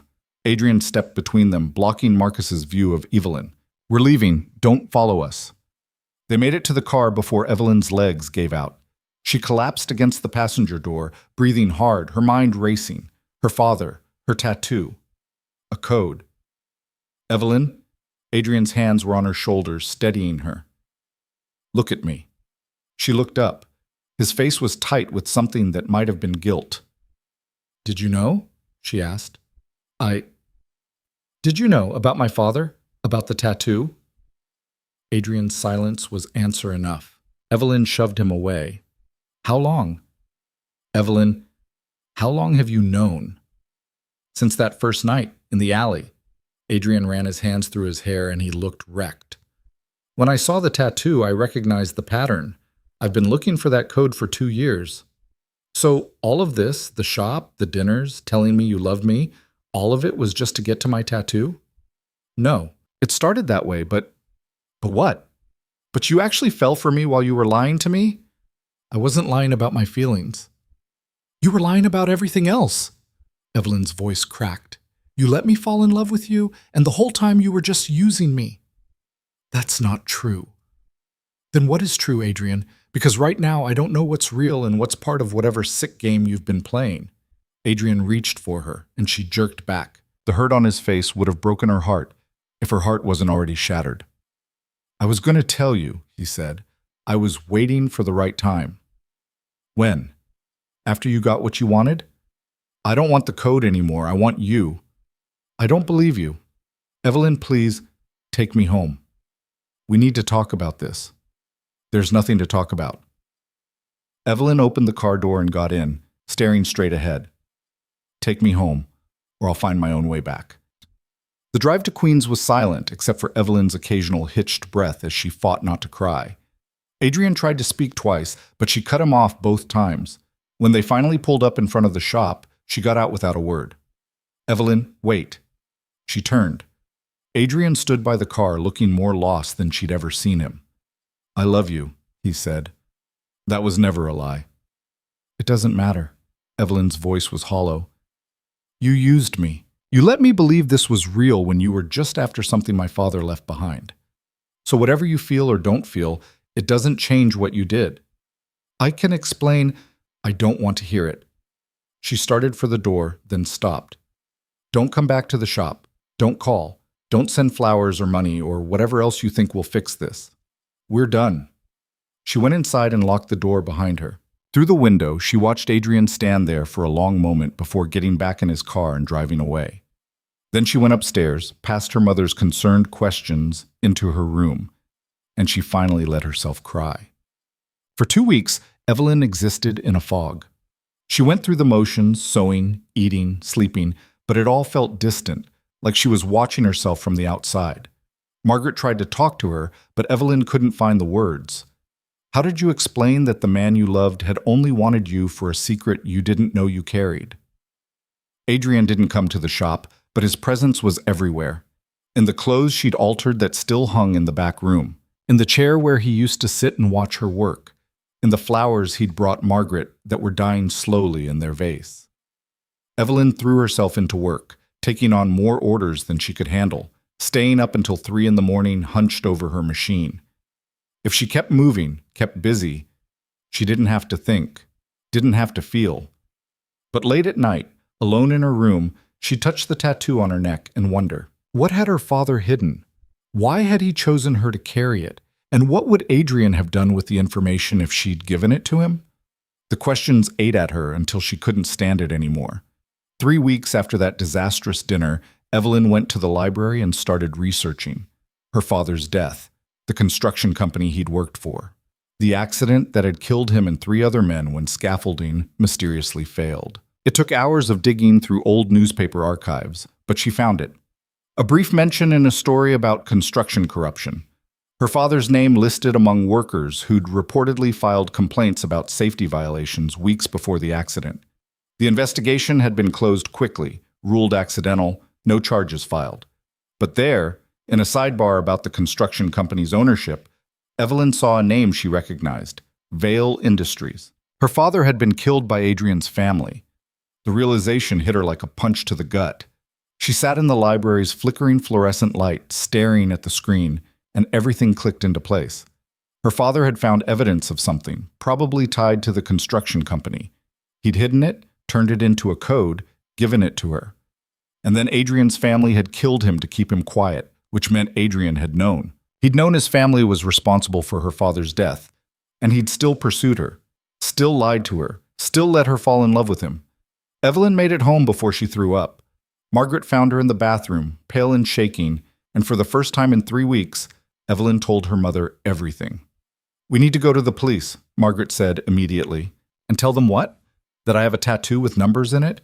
That my boyfriend's family maybe killed Dad 8 years ago? They'll laugh us out of the station. Then what do we do? Evelyn looked at her mother's frightened face and felt something harden in her chest. I don't know yet, but I'll figure it out. She didn't have to figure it out alone. The next morning, there was an envelope slipped under the shop's door. No address, no stamp, just her name and handwriting she didn't recognize. Inside was a single piece of paper with a phone number and a message. If you want the truth about your father, call this number. A friend. Evelyn stared at it for a long time. This could be anything, a trap, a scam, someone from Adrian's family trying to manipulate her.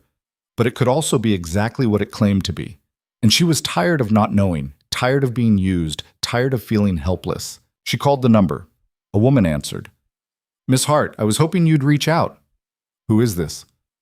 Someone who knew your father. Someone who's been waiting a long time for you to start asking questions. A pause. My name is Rachel Chen.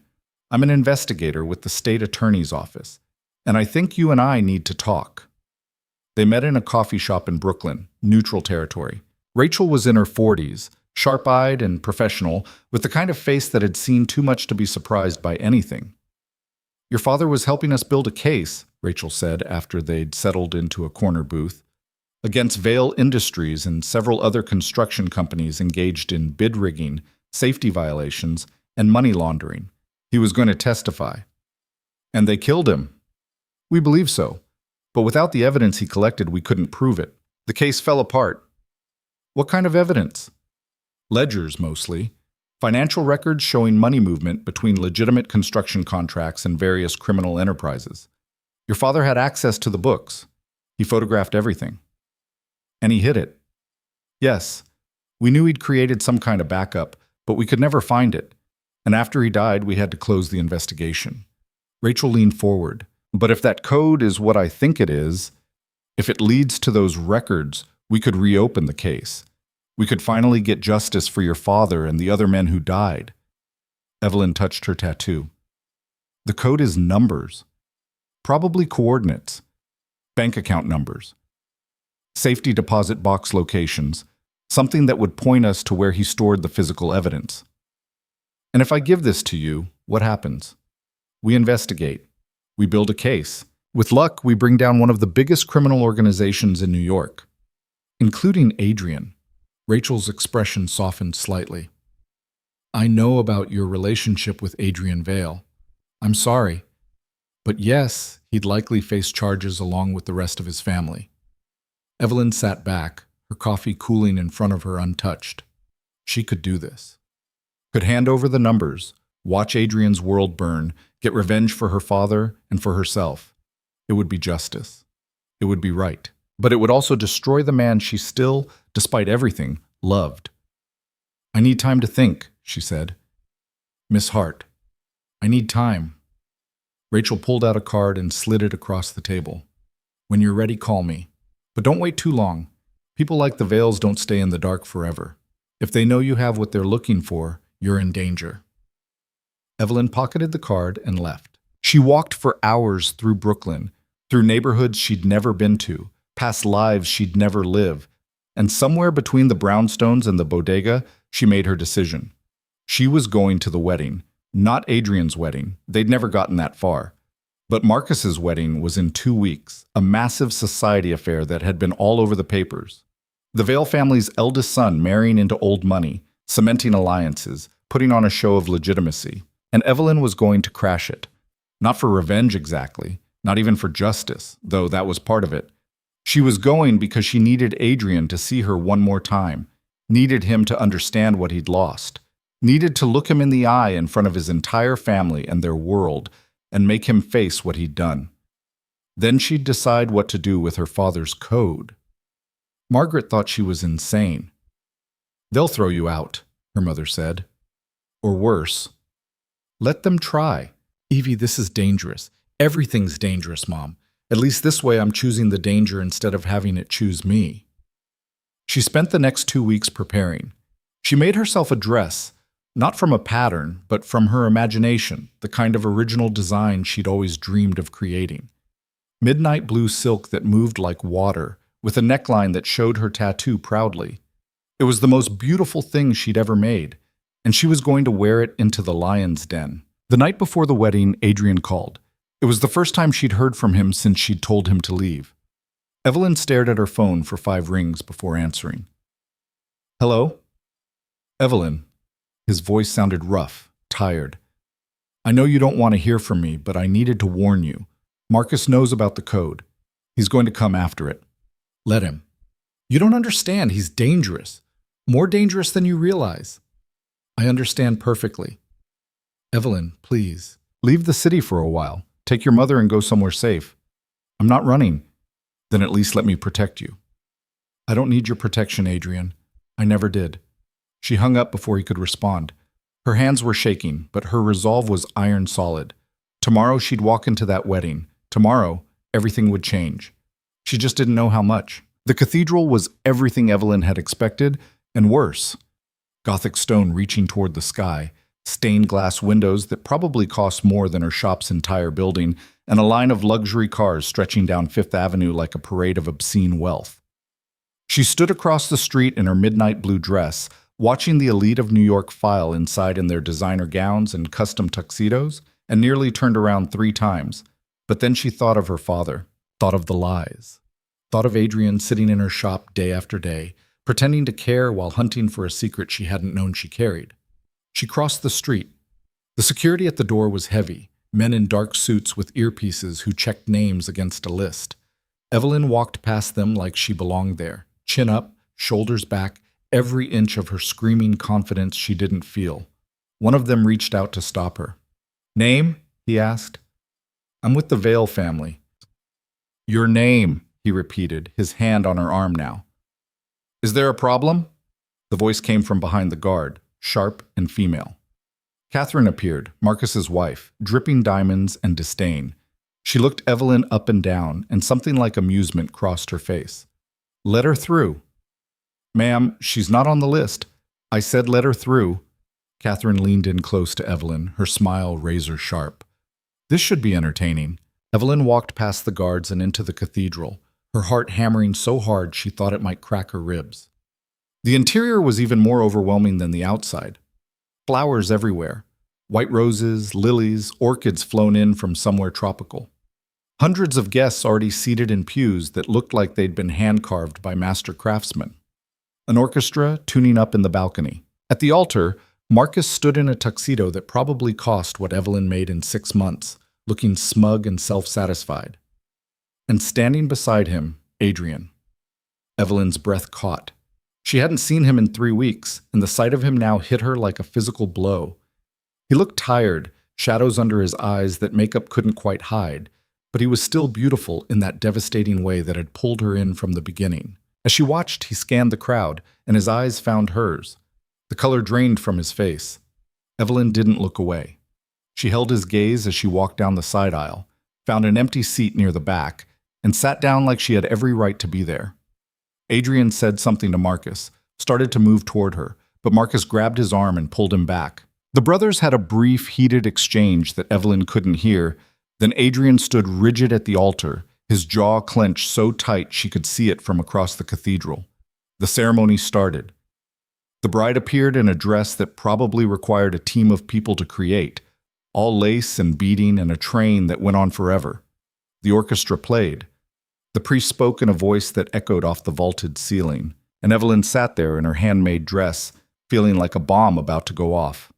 She waited through the vows, through the rings, through the moment when the priest asked if anyone had objections to this union. She stayed silent, watching, waiting for the right moment. It came during the recessional.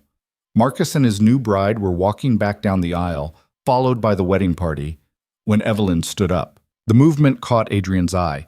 He'd been watching her the entire ceremony, and something in her expression must have told him what was about to happen because he started pushing through the crowd, but he was too slow.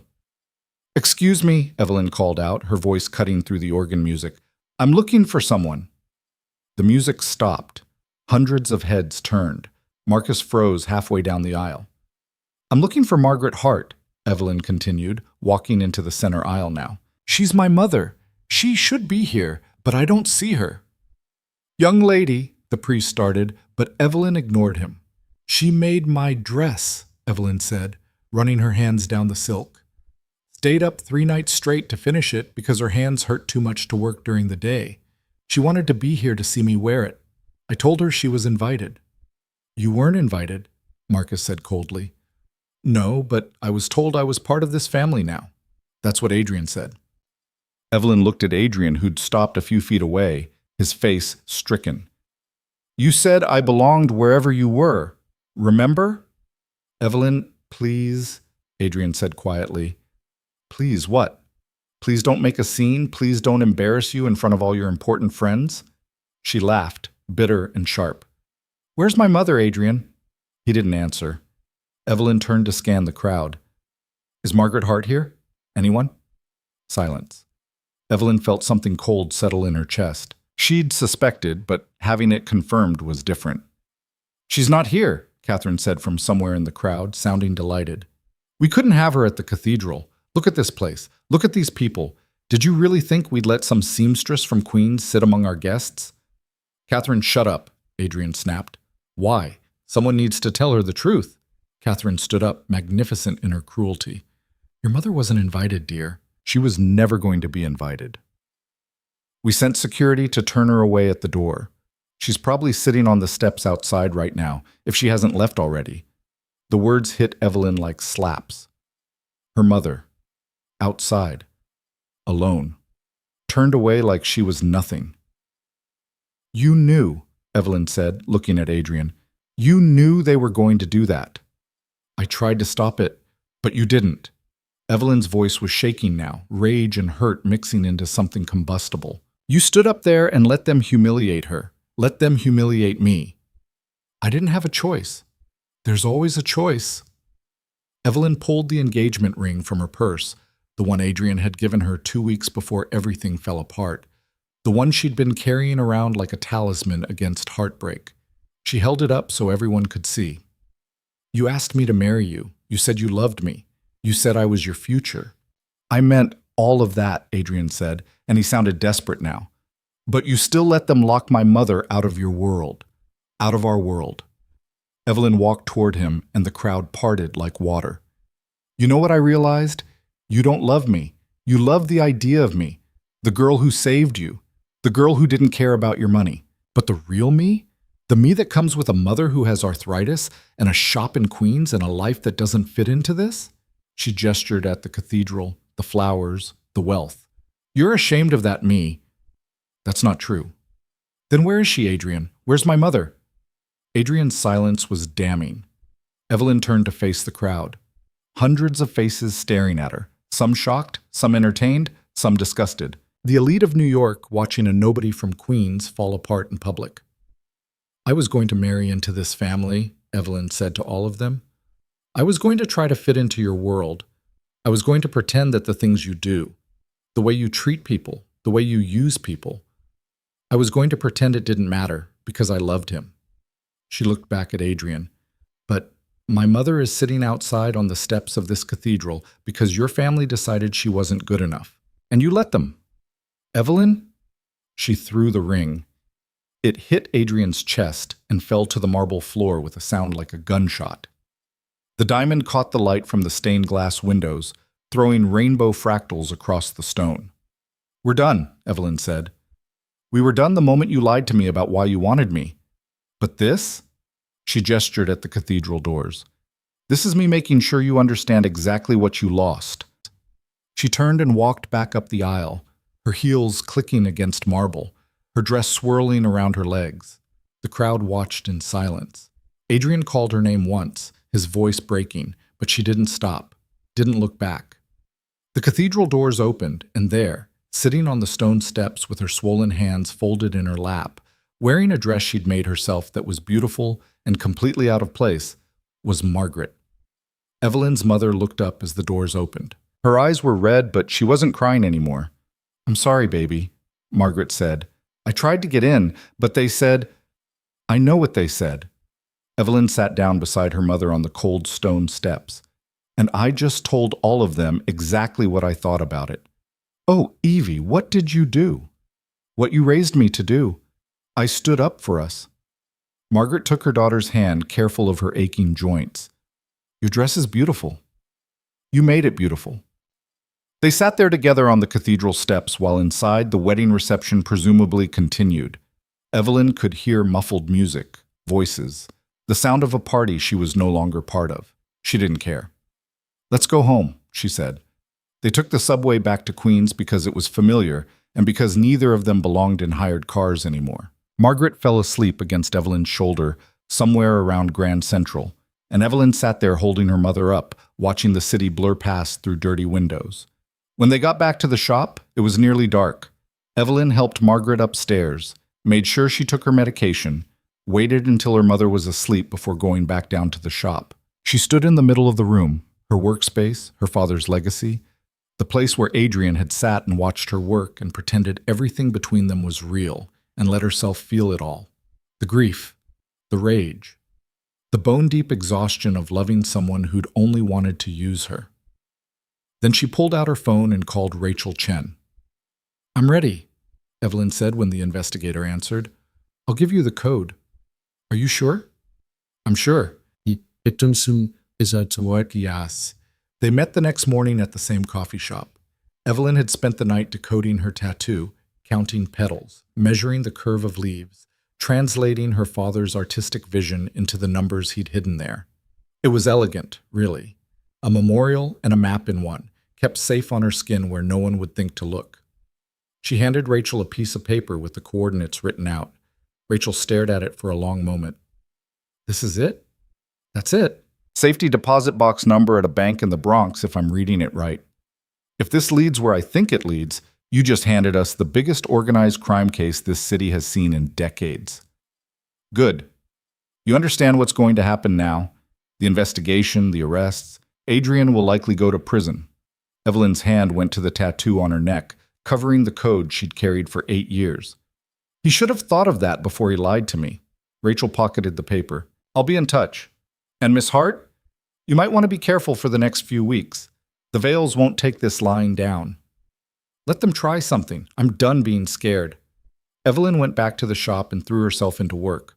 Orders piled up. People still needed their clothes altered, their hems fixed, their lives held together with needle and thread. She sewed until her fingers ached, until her eyes couldn't focus, until the simple repetitive motion was the only thing keeping her sane. 3 days later, someone threw a brick through the shop's front window. Evelyn was upstairs when it happened, heard the crash, and came running. Glass everywhere, scattered across the floor like dangerous snow. The brick sat in the middle of it all, wrapped in a note. "Give us what we want, or next time it's you." Margaret found her standing there staring at the damage. "We need to call the police," her mother said. "And tell them what? That my ex-boyfriend's criminal family is threatening us?" Evelyn picked up the brick, turned it over in her hands. "They own half the police in this city." "Then what do we do?" Before Evelyn could answer, 3 black SUVs pulled up outside. Men in suits got out, moving with practiced efficiency. Evelyn recognized some of them. Marcus's people, the same ones who'd been at the wedding. Her blood ran cold. "Mom, go upstairs. Evie, now." Margaret went, her footsteps quick on the stairs. Evelyn grabbed the fabric scissors from her workspace, not much of a weapon, but better than nothing, and waited. Marcus came through the broken window, crunching glass under expensive shoes. He looked around the shop with barely concealed disgust. "Evelyn Hart," he said, "we need to talk." "Get out of my shop." "I don't think you're in a position to make demands." Marcus gestured, and 2 of his men moved to block the door. "You have something that belongs to my family." "I don't have anything of yours." "Don't play stupid. The code. The one in your tattoo. Hand it over, and we'll pretend this whole unfortunate situation never happened." "I already gave it to the police." Marcus went very still. "You what?" "I gave it to an investigator.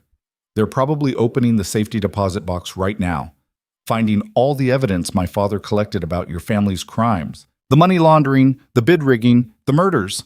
Evelyn smiled without humor. "You're finished." For a moment, Marcus just stared at her. Then he laughed, sharp and cruel. "You stupid girl, you have no idea what you've just done." "I know exactly what I did. I got justice for my father." "Your father was a fool who stuck his nose where it didn't belong. Just like you." Marcus nodded to his men. "Trash the place. Maybe that'll teach her about consequences." They moved fast, overturning tables, throwing bolts of fabric, smashing the sewing machines Evelyn had inherited from her father and grandmother. She watched them destroy her life's work, her hands clenched into fists, the scissors forgotten at her side. One of them grabbed the dress form wearing Mrs. Patterson's wedding dress. 6 weeks of work, delicate lace and hand beating, and threw it against the wall. That's when Evelyn snapped. She went for the man with the scissors, got in one good slash across his arm before someone grabbed her from behind. She fought like a wild thing, kicking and scratching and screaming. More hands on her now, holding her down. Marcus's face appeared above her, his expression cold. "You want to play hero?" he said. "Fine. Let's see how heroic you feel when—" The shop door slammed open. Adrian stood there, and Evelyn had never seen him look like this. Rage rolled off him in waves, his eyes dark and dangerous, his whole body coiled like a weapon about to be unleashed. "Get your hands off her," Adrian said, his voice deadly quiet. Marcus straightened. "This is family business, Adrian. Stay out of it." "She is my family. She betrayed us. You locked her mother out of a cathedral. You threatened her. You broke into her shop." Adrian walked forward, and Marcus's men actually backed up. "She didn't betray us. We betrayed her. Don't be naive. She gave the code to the police. That evidence could destroy everything Father built." "Good." Adrian looked at his brother with something close to hatred. "Maybe it's time everything Father built burned to the ground." "You don't mean that." "I mean every word." Adrian turned to Evelyn, and his expression softened. "Are you hurt?" "I'm fine," she said, even though she wasn't. Even though she was shaking and terrified and still pinned by Marcus's men. "Let her go," Adrian said. "No. Let her go or I will make you regret it." Marcus laughed. "You? You're going to threaten me? Your own brother?" "You stopped being my brother the moment you touched her." The brothers stared at each other, and Evelyn could feel the violence brewing between them. Then Marcus smiled. "Fine. Have your little seamstress. But when the police come, when this whole thing falls apart, remember that she chose to destroy us. Not me. Her." Marcus left with his men, and suddenly the shop was quiet except for Evelyn's ragged breathing. Adrian helped her to her feet, his hands gentle on her arms. "Are you okay?" he asked. "Why are you here?" "I followed Marcus. I knew he'd try something." "So what? You're my knight in shining armor now?" Adrian flinched. "No, I'm the man who destroyed everything good in his life because he was too much of a coward to choose you over his family." "You're still choosing your family. You just stopped them from—" "I stopped them because I love you. Not because of family politics or damage control or any other reason. Because I cannot stand the thought of anyone hurting you." Evelyn pulled away from him. "It's too late for that." "I know. You knew what they did to my father, and you still came after me. You still lied." "I know. You let them humiliate my mother." "I know." Adrian's voice cracked. "I know all of it, Evelyn. Every terrible thing I did, every lie I told, every moment I chose wrong. I know. And I'm sorry. I'm so goddamn sorry. Sorry doesn't fix this." "I know that too." He reached into his jacket and pulled out a folder.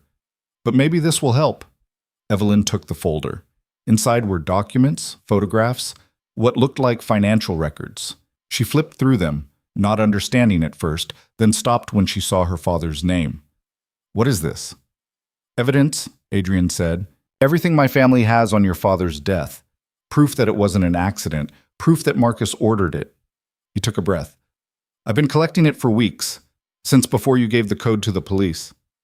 "Why?" "Because you deserve the truth. All of it. And because I realized something after you walked out of that cathedral." Adrian's eyes were red, like he hadn't slept in days. "I realized I could either protect my family or protect you. And there was never really a choice." Evelyn stared at the documents in her hands. This was it. This was everything Rachel needed to build an airtight case.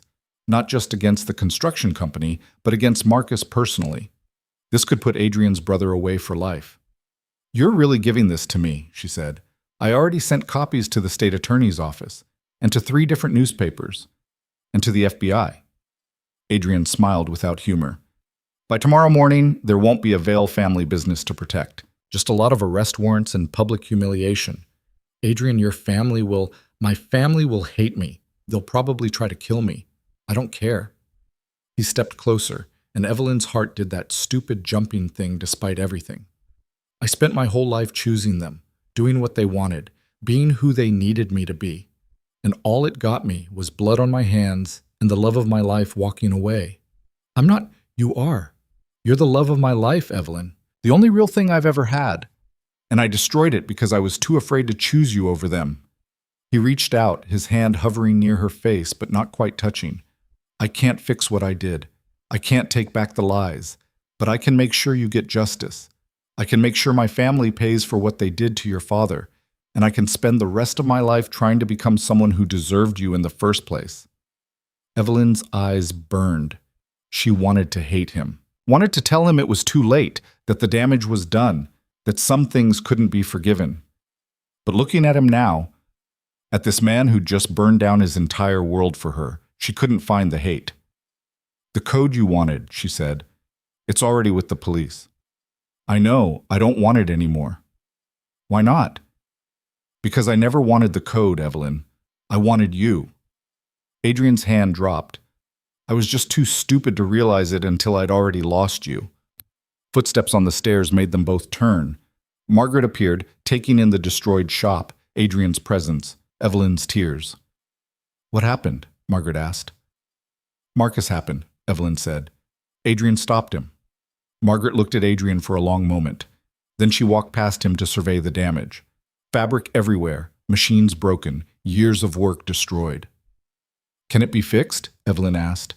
The machines, maybe? The rest? Margaret's voice was tired. I don't know, baby. I just don't know. Adrian cleared his throat. I can help. Money for repairs, new equipment, whatever you need. We don't want your money, Margaret said sharply. It's not my money anymore.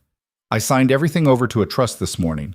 For victims of my family's crimes, you qualify. You did what? Evelyn asked. I liquidated my personal accounts and put it all in a trust. For reparations. For the families of the men who died in that construction accident. For people the Vale family business hurt. He looked at Evelyn. Your father's case will be first in line. Evelyn sat down heavily on an overturned chair. You gave away your money. It was never really mine. It was built on suffering. Adrian knelt in front of her, his eyes level with hers. I can't change what my family did, but I can try to make it right. They'll come after you for this. Marcus, your mother, all of them. Let them. Adrian, I'm done, Evelyn.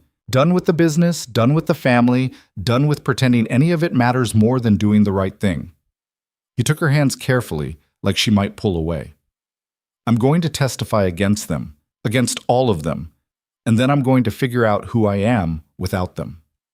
Margaret was watching them with an expression Evelyn couldn't read. You really mean all this? Margaret asked Adrian. Yes, ma'am. And what are you going to do with yourself after you tear down your family? You have any skills besides being rich and dangerous? Adrian almost smiled. Not really, no. Then you better learn some. Margaret gestured at the destroyed shop. Start by cleaning up this mess. Evelyn and I need to talk. Adrian stood immediately and started gathering scattered fabric. Margaret pulled Evelyn aside to the far corner of the shop. Do you believe him? Her mother whispered. I don't know. Your heart believes him. I can see it. My heart is an idiot. Margaret cupped Evelyn's face with her damaged hands. Your heart saved that man in an alley when any smart person would have walked away. Your heart has always been too big, too trusting, too ready to see the good in people. And I've always loved that about you, even when it scared me. Mom, but this time, baby, you need to be sure. Because if you forgive him, if you let him back in, you're betting everything on him being different, on him actually changing. And people don't change easy. Evelyn looked across the shop at Adrian, who was on his knees gathering buttons and thread, his expensive suit getting ruined.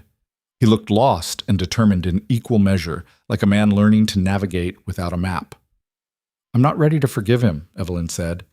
Not yet. Then tell him that. Evelyn walked over to Adrian, and he looked up at her with hope and fear written across his face. I need time, she said. Okay. A lot of time. Months, maybe. While you figure out who you are without your family. Whatever you need. And you need to prove to me that this is real, that you actually want to change, that you're not just, I will, Adrian interrupted. However long it takes, whatever I need to do, I will prove it to you. Evelyn nodded. Then she held out her hand for the broom leaning against the wall. Start by helping us clean up the mess your brother made. Adrian took the broom and got to work. Adrian showed up the next morning at 7 with coffee and a toolbox he'd clearly never used before. Evelyn watched from the window as he tried to figure out how to open it, fumbling with the latches like they were written in a foreign language. He looks lost, Margaret said from behind her. He is lost. Good. Lost people have to find their way. Can't fake that. They let him struggle with the broken window for 20 minutes before Evelyn went down and showed him how to measure the frame properly. His first 3 attempts were disasters. Glass cut too small, then too large, then cracked before he could even install it. By the 4th try, his hands were bleeding from small cuts he hadn't noticed. You need gloves, Evelyn said. I'm fine. You're bleeding on my floor again. Adrian looked down at his hands like he'd forgotten they were attached to him. I don't have gloves. Of course you don't. Evelyn went to the back and found the work gloves her father used to wear. They were too big for Adrian's hands, worn soft from years of use, and when she handed them over, she saw something flicker across his face. These were his, Adrian said quietly. Yeah. I don't deserve to wear them. No, you don't. Wear them anyway. He did. And slowly, painfully, he got the window installed. It wasn't perfect. The seal wasn't quite right, and Evelyn would have to redo it eventually, but it was whole. The shop had a window again. Thank you, she said when he finished. It's not enough. No, but it's a start. That became the pattern. Adrian showed up every morning, and Evelyn gave him tasks. Not because she needed the help, but because she needed to see if he'd actually do it. If he'd show up day after day doing work that was beneath him, learning skills he'd never needed before. He fixed the sewing machines, following YouTube tutorials and calling repair shops when he got stuck. He reorganized the storage room, learned the difference between silk and satin, spent an entire afternoon labeling boxes of thread by color because Margaret's eyes weren't good enough anymore to tell navy from black. And slowly, carefully, he learned to sew. Thread the needle, Evelyn said one morning 2 weeks in. Adrian looked at the needle like it might bite him. Why? Because if you're going to be here, you're going to learn to do what we do. I'm not a seamstress. No, you're a man who needs to understand what my life actually looks like, so thread the needle. It took him 15 minutes and 3 broken threads. His fingers were too big, too clumsy, too used to holding guns and signing contracts to manage something so delicate. When he finally got the thread through the eye, Evelyn handed him a scrap of fabric. Now sew a straight line. Evelyn, sew. He did. It was the worst stitching she'd ever seen, uneven and loose and completely useless for anything except showing how much he had to learn. But he did it without complaining, and when he finished, he looked at her with something like hope. How was that? Terrible. Oh. Do it again. He did it again and again and again, until his fingers cramped and his back ached from hunching over the fabric.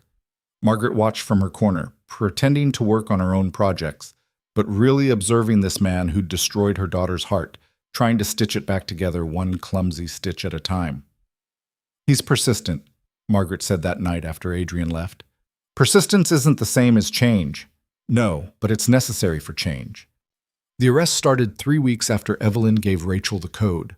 It was all over the news, federal agents raiding Vail Industries offices, perp-walking executives out in handcuffs, seizing records and computers, and years of carefully hidden evidence. Marcus was arrested at his home, his new wife screaming at reporters about injustice and conspiracies. Victoria was taken from a charity gala, diamonds still glittering at her throat. Daniel surrendered quietly, almost gratefully, like he'd been waiting for this his whole life. Adrian wasn't arrested. He'd already turned himself in, already given his testimony, already signed immunity in exchange for everything he knew about the family business. The prosecutors called him a cooperating witness. The media called him a traitor. His family called him worse things, things that made Evelyn's skin crawl when she read them online. Are you okay? She asked him the day after Marcus's arrest. They were in the shop, Adrian attempting to hem a pair of pants while Evelyn worked on an actual paying job. His stitches were still awful, but they were getting marginally less awful each day. No, Adrian said honestly, but I will be. They're going to hate you forever. I know. Marcus might actually try to kill you when he gets out of prison. Probably. Adrian set down the pants and looked at her. But I'd rather spend my life being hated by them than spend one more day being the person they wanted me to be. That's very noble. It's not noble. It's selfish. I'm doing this because I can't live with myself otherwise. Because every time I close my eyes, I see your face when you found out I'd lied to you, when you threw that ring at me in the cathedral. His voice cracked slightly. I see the person I was, and I hate him. You were that person. I know, but I'm trying not to be anymore. Evelyn studied him. 3 weeks of manual labor had changed him in small ways. His hands were rougher, his shoulders less rigid, the expensive polish worn away to reveal someone rawer underneath. He'd sold his penthouse, moved into a studio apartment in Brooklyn that probably cost less than he used to spend on shoes. He traded his custom suits for jeans and shirts that came from normal stores, learned to take the subway, started living like a regular person. But those were external changes. What Evelyn needed to know was whether anything inside had actually shifted. Tell me about your father, she said. Adrian's hands stilled on the fabric. What? Your father. The one who built this empire you just burned down. Tell me about him. Why? Because I need to understand who you were before I can believe who you're trying to become. Adrian set down the needle carefully.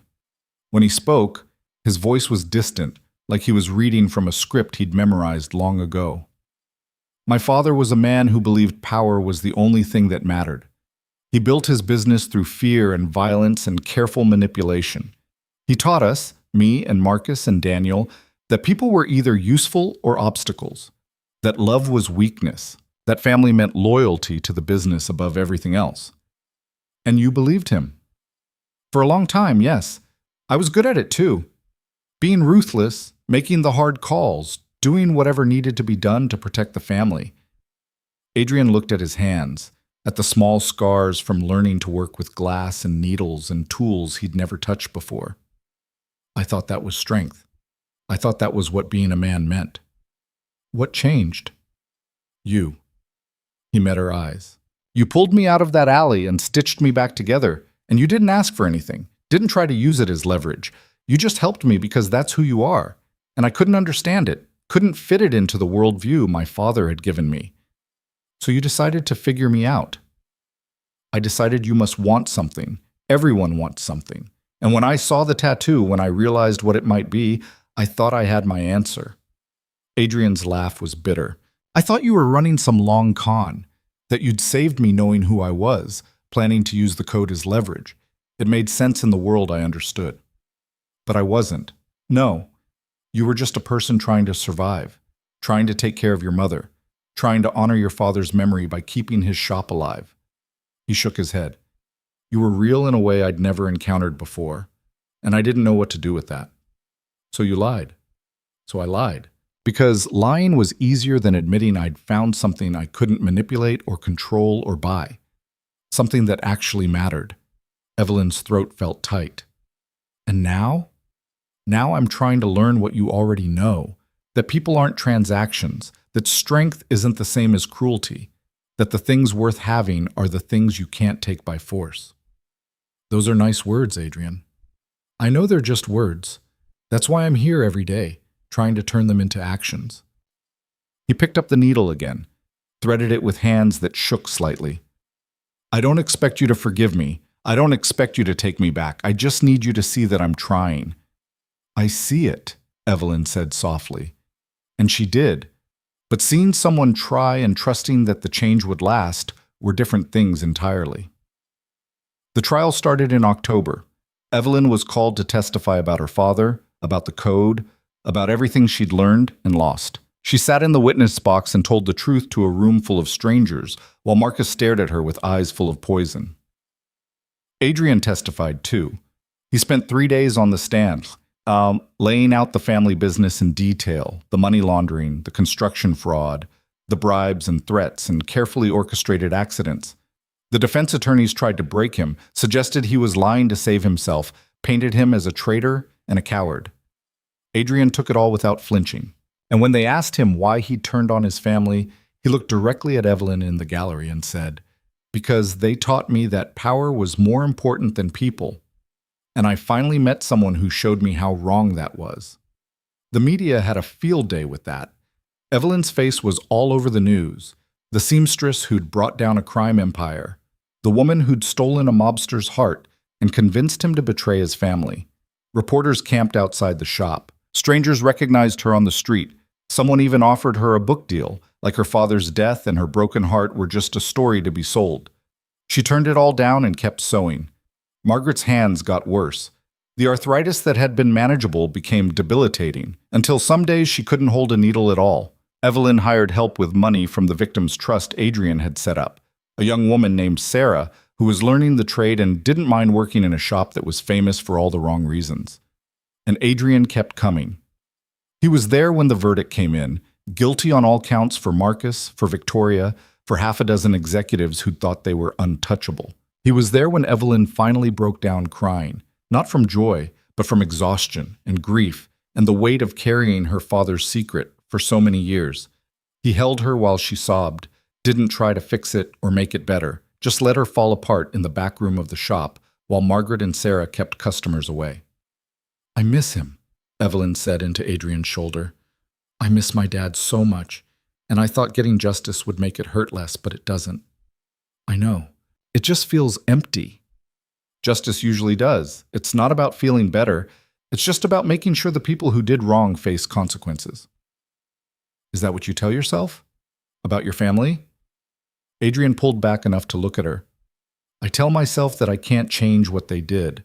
I can only change what I do, and I choose to be someone my father would have hated." "He would have hated me too," Evelyn said. "Good. That means we're doing something right." 6 months after the trial, Adrian still came to the shop every day. His sewing had progressed from terrible to merely bad. He could hem pants without making them look like they'd been attacked by a drunk child. He could replace buttons and fix torn seams and do basic alterations that Evelyn didn't have to redo completely. Margaret had stopped glaring at him around month 4. By month 5, she was teaching him the difference between basting and running stitch. By month 6, she'd started calling him by his name instead of "that man." "He's growing on me," Margaret admitted one night. "Like a fungus?" "Like someone who actually gives a damn about my daughter." Margaret's swollen fingers wrapped around her teacup. "I'm not saying forgive him. I'm just saying I see the work he's putting in." "Work isn't the same as change."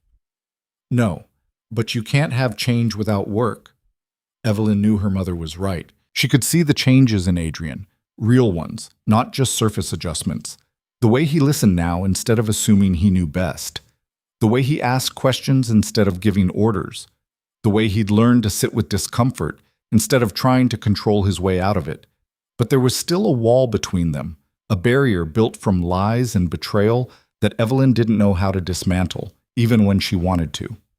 It came down on a random Tuesday in April. Evelyn was working on a wedding dress for a bride who wanted something simple but elegant. She'd been sketching designs for weeks, trying to capture what the woman had described. Something that felt like home, like love, like the beginning of something real. Adrian was in the corner working on what had become his project, a quilt made from fabric scraps, each piece from a different job the shop had done over the past year. It was painstaking work, requiring precision and patience and 1,000 tiny stitches that had to be exactly right. "Why are you doing this?" Evelyn asked, watching him work. "The quilt? Because you said I needed to understand what matters about this work.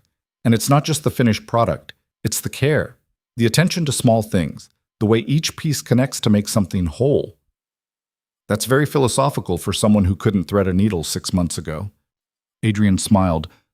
"I had a good teacher. I'm a terrible teacher. I just yell at you when you mess up." "You push me to do better. That's not the same as being terrible." He set down the quilt and looked at her. "Can I ask you something?" "Depends on what it is." "When you think about the future, your future, am I in it?" Evelyn's hand stilled on the sketch she'd been working on. It was the question she'd been avoiding, the one that kept her up at night, because the honest answer was complicated. "I don't know," she said finally.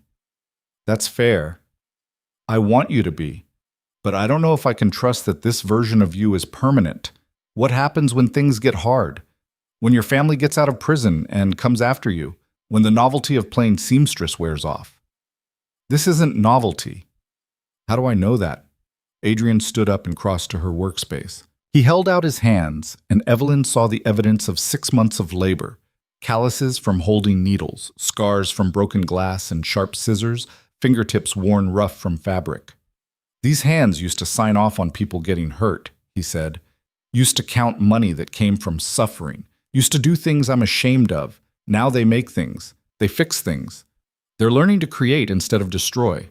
He lowered his hands. That's not novelty. That's me building a life I can actually live with. But for how long? For as long as I'm breathing. Adrian's voice was fierce now. I know I can't prove that to you with words. I know I've lied too much for promises to mean anything. So I'm showing you. Every day, I'm showing you that I'm different, that I'm choosing this life, this work, this version of myself that you helped me find. I didn't find it for you. You had to do that yourself. I know, but you made me want to look. He took a breath. I love you, Evelyn. I've loved you since you told me to stop being an idiot and let you stitch me back together. And I will spend the rest of my life proving that love is real if that's what it takes. Evelyn looked at him, really looked at him. This man who'd walked into her shop bleeding and desperate, who'd lied and manipulated and broken her heart, who'd then burned down his entire world to make things right, who'd spent 6 months learning to sew because it was the only way he knew to show her he was serious about changing. I can't just flip a switch and trust you again, she said. I know. And I'm still angry about everything that happened. You should be. And if I let you back in, if I try this again, it has to be different. No secrets. No lies. No choosing your old life over this one when things get complicated. No secrets, no lies. I choose you, always. Evelyn studied his face, looking for the manipulation she'd missed before. But all she saw was a man who'd torn himself apart and was slowly, painfully, putting himself back together into something better. Okay, she said. Okay. We can try, slowly, with a lot of conversations and probably a lot of me being unreasonably suspicious when you're 5 minutes late. Adrian's smile could have lit up the whole shop. I can live with unreasonably suspicious, and you're still learning to sew. Every day. No excuses. Every day. And if you hurt me again, I won't. But if I do, you have my permission to stab me with your fabric scissors. Evelyn laughed despite herself. That's not funny. It's a little funny. She kissed him then. Not like the first time, desperate and new. Not like the times before everything fell apart, when she'd still believed the fairy tale. This was different, careful and honest, and weighted with everything they'd been through. When they pulled apart, Adrian rested his forehead against hers. I'm going to spend the rest of my life making this up to you, he said. Good. I'm going to hold you to that. They got married 8 months later. Not in a cathedral with hundreds of guests and flowers that cost more than cars. In the shop, with Margaret officiating using a certificate she'd gotten online, and Sarah as the witness, and a handful of neighbors who'd watched the whole saga unfold from their stoops and windows. Evelyn wore a dress she and her mother had made together. Margaret cutting the pattern with shaking hands while Evelyn did the sewing, both of them working in the quiet companionship they'd perfected over the years. It was simple and beautiful and entirely theirs. Adrian wore a suit he'd altered himself. The stitches weren't perfect. Evelyn had made him redo the left sleeve twice, but they were his work, his hands, his attempt at creating something rather than destroying it. You look nervous, Evelyn said as they stood in the middle of the shop, surrounded by bolts of fabric and the hum of sewing machines. I am nervous. Why? We've already done the hard part. The hard part was earning my way back. This is me promising not to screw it up again. You probably will screw it up. We both will. That's what people do. Adrian took her hands. Then I promise to fix it when I screw up. To tell you the truth, even when it's hard. To choose you in this life every single day. I can work with that. Margaret pronounced them married, and the small gathering erupted in applause. Adrian kissed his wife in the shop where they'd met, where he'd learned to thread a needle, where he'd slowly transformed from the man who'd lied to her into someone who could stand beside her honestly. The reception was in the same place. Folding chairs and food from the bodega, music from someone's phone speaker, dancing between the cutting tables. It was nothing like the society wedding that had almost happened, the one in the cathedral with the locked doors and the humiliation. It was better. Rachel Chen showed up with a gift, a framed photo of Evelyn's father standing in front of the shop, young and smiling before the world had broken him. "Thought you should have this," Rachel said. "For what it's worth, I think he'd be proud of you." Evelyn took the frame with trembling hands. "Thank you. Thank you. That evidence you gave us didn't just take down the veils. We've used it to build cases against a dozen other organizations. Your father's work is still saving lives." After Rachel left, Evelyn set the photo on the shop counter where she could see it while she worked. Her father, forever young, forever smiling, forever the man who'd taught her to sew and to care and to fight for what mattered. "I wish he could be here," she said to Adrian later when the party had wound down and it was just the two of them cleaning up paper plates and plastic cups. "Me too, though he probably would have punched me. Multiple times. I would have deserved it." Adrian picked up the photo, studied it. "I can't change what my family did to him. Can't bring him back or give you those years with him. All I can do is try to be the kind of man who would have been worthy of walking his daughter down the aisle." "You're getting there." "Just getting there?" Evelyn took the frame from him and set it back on the counter. "You've got the rest of your life to finish the journey." They left for their honeymoon the next day. A road trip to nowhere in particular, staying in cheap motels and eating at diners, living like normal people because that's what they were now. Just two people who'd found each other in the worst way possible and decided to build something real anyway. When they got back 2 weeks later, the shop was waiting. Margaret had kept things running with Sarah's help, and there was a pile of orders that needed attention. Adrian rolled up his sleeves and got to work alongside Evelyn, their hands moving in a rhythm they'd developed over months of working side by side. "This is it," Adrian said during a quiet moment, looking around the small shop that had become his whole world. "This is the life I want. Sewing hems and fixing broken zippers. Building something that matters with the person I love." Evelyn leaned against him, felt the solid warmth of him, the realness of this moment and this life. "It's not glamorous. It's honest. That's better than glamorous." And it was. Some days were hard. Margaret's health declined slowly but steadily, and eventually they had to hire more help. Adrian's family sent threats from prison, bitter messages about betrayal and revenge. The shop struggled financially sometimes, and there were nights when Evelyn lay awake wondering if they'd make rent. But they did make rent. Every month, somehow, they made it work. Adrian took on side jobs doing alterations for other shops, building a reputation as someone reliable. Evelyn's original designs started getting attention, small commissions at first, then larger ones. They expanded into the empty storefront next door, hired 3 more seamstresses, turned heart and daughter into something bigger while keeping the heart of it the same. And every night, Adrian came home to the apartment above the shop, the one he'd moved into a year after the wedding, the one that was cramped and loud and nothing like the penthouse he'd left behind, and helped Evelyn make dinner in their tiny kitchen while they talked about their day.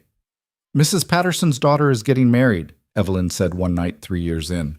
"She wants me to design her dress." "The same Mrs. Patterson whose dress got destroyed when Marcus trashed the shop?" "The same one. She said she trusts me because I rebuilt after everything fell apart. She wants that same resilience for her daughter's marriage." Adrian pulled Evelyn close, wrapped his arms around her waist. "You gonna tell her that rebuilding is messy and hard and some days you want to give up?" "Probably not, but I'll make her daughter a dress that can survive anything." "That's my wife, turning trauma into art." "Someone's got to." They swayed together in the kitchen, music from the neighbor's apartment bleeding through the thin walls, the smell of slightly burned pasta filling the air. It wasn't perfect. They fought sometimes, about money, about Adrian's family, about whether to expand the business or keep it small. Evelyn still had moments where the old fear crept in, where she wondered if Adrian would slip back into being the man who'd lied to her. But he never did. And slowly, year by year, stitch by stitch, they built a life that was entirely theirs. Margaret died 4 years after the wedding, her hands finally giving out completely, her heart following shortly after. She went peacefully in her sleep, and Evelyn found her in the morning still holding the quilt Adrian had made, the one he'd finished and given to her as a gift. Each scrap of fabric a memory of the shop and the work and the life they'd all built together. They buried her next to Evelyn's father in the cemetery in Queens. Adrian stood beside his wife while she cried, held her hand while she said goodbye, helped her understand that grief was just love with nowhere to go. "She liked you in the end," Evelyn said at the funeral. "She tolerated me. For my mom, that's the same as liking. She told me once that if I ever hurt you again, she'd come back from the dead to haunt me. She probably will anyway, just to make sure you're still sewing." Adrian smiled through his own tears. "I wouldn't have it any other way." They renamed the shop after that. Not Heart and Daughter anymore, but something new that honored where they'd been and where they were going. The sign went up on a Saturday morning, Heart and Veil Tailoring, with Margaret's name in small letters underneath, a memorial and a promise. On the 10-year anniversary of the night Evelyn had pulled Adrian from that alley, they sat on the shop floor after closing and looked at everything they'd built. The business had grown but stayed grounded. They employed 12 people now, mostly women from the neighborhood who needed work and training. They'd started a program teaching sewing to kids whose parents couldn't afford after-school care. The walls were covered with photos of customers, of dresses and suits they'd made, of a community they'd become part of. "You ever regret it?" Evelyn asked. "Giving up everything you had?" "Everything I had was built on blood and lies. Adrian gestured at the shop, at the life they'd created. "This is real. How could I regret real? You could have been rich and powerful. I am rich. I have you. I have work that matters. I have a life I can be proud of." He pulled her close. "The man I was before would have called that weakness. Now I know it's the only kind of strength that actually matters." Evelyn kissed him, tasting salt from tears she didn't know she'd been crying. "I love you. I love you too. Even when you make me redo my stitches 5 times. Especially then." They locked up the shop and went upstairs to their apartment. Bigger now, they'd expanded into the unit next door when it became available, and made dinner and talked about whether to have kids, about whether to open another location, about all the small, ordinary decisions that made up a life. And in the morning, Adrian would wake up and go downstairs and thread a needle and do the work. Not because he had to prove anything anymore. Not because he was earning his way back into Evelyn's life. But because this was who he'd become, who he'd chosen to be, who Evelyn had helped him see he could be. The man who'd been stabbed in an alley had died that night. The one Evelyn had stitched back together was someone new, someone better, someone who'd learned that you couldn't take love by force. You had to earn it, day by day, stitch by stitch, with patience and honesty and the willingness to be transformed by it. Years later, when people asked Evelyn how she'd brought down a crime empire, she'd laugh and say she'd just been trying to save a man's life. The rest had happened because he'd decided to become someone worth saving, and when they asked Adrian why he'd turned on his family, why he'd given up everything for a seamstress from Queens, he'd smile and show them his scarred hands, the ones that had learned to create instead of destroy, and say that Evelyn had taught him the only lesson that mattered, that some things couldn't be taken. They could only be given. And love, real love, was always earned through the slow, painful work of becoming someone worthy of receiving it. They'd built their life on that truth, stitched it together with imperfect hands and honest hearts. And it held, year after year, through every test and trial, because they'd learned that mending what was broken was harder than destroying it, but infinitely more worthwhile. In the end, the crime boss didn't win the seamstress through power or manipulation or fear. He won her by learning to sit in a wooden chair and thread a needle and do the quiet, unglamorous work of becoming a better man. By choosing, every single day, to be someone who built things instead of breaking them. And that, Evelyn thought on their 20th anniversary, watching Adrian teach their teenage daughter how to hem a dress with the same patience Margaret had once shown him, was the only kind of victory that actually meant anything. The kind you earned with your hands.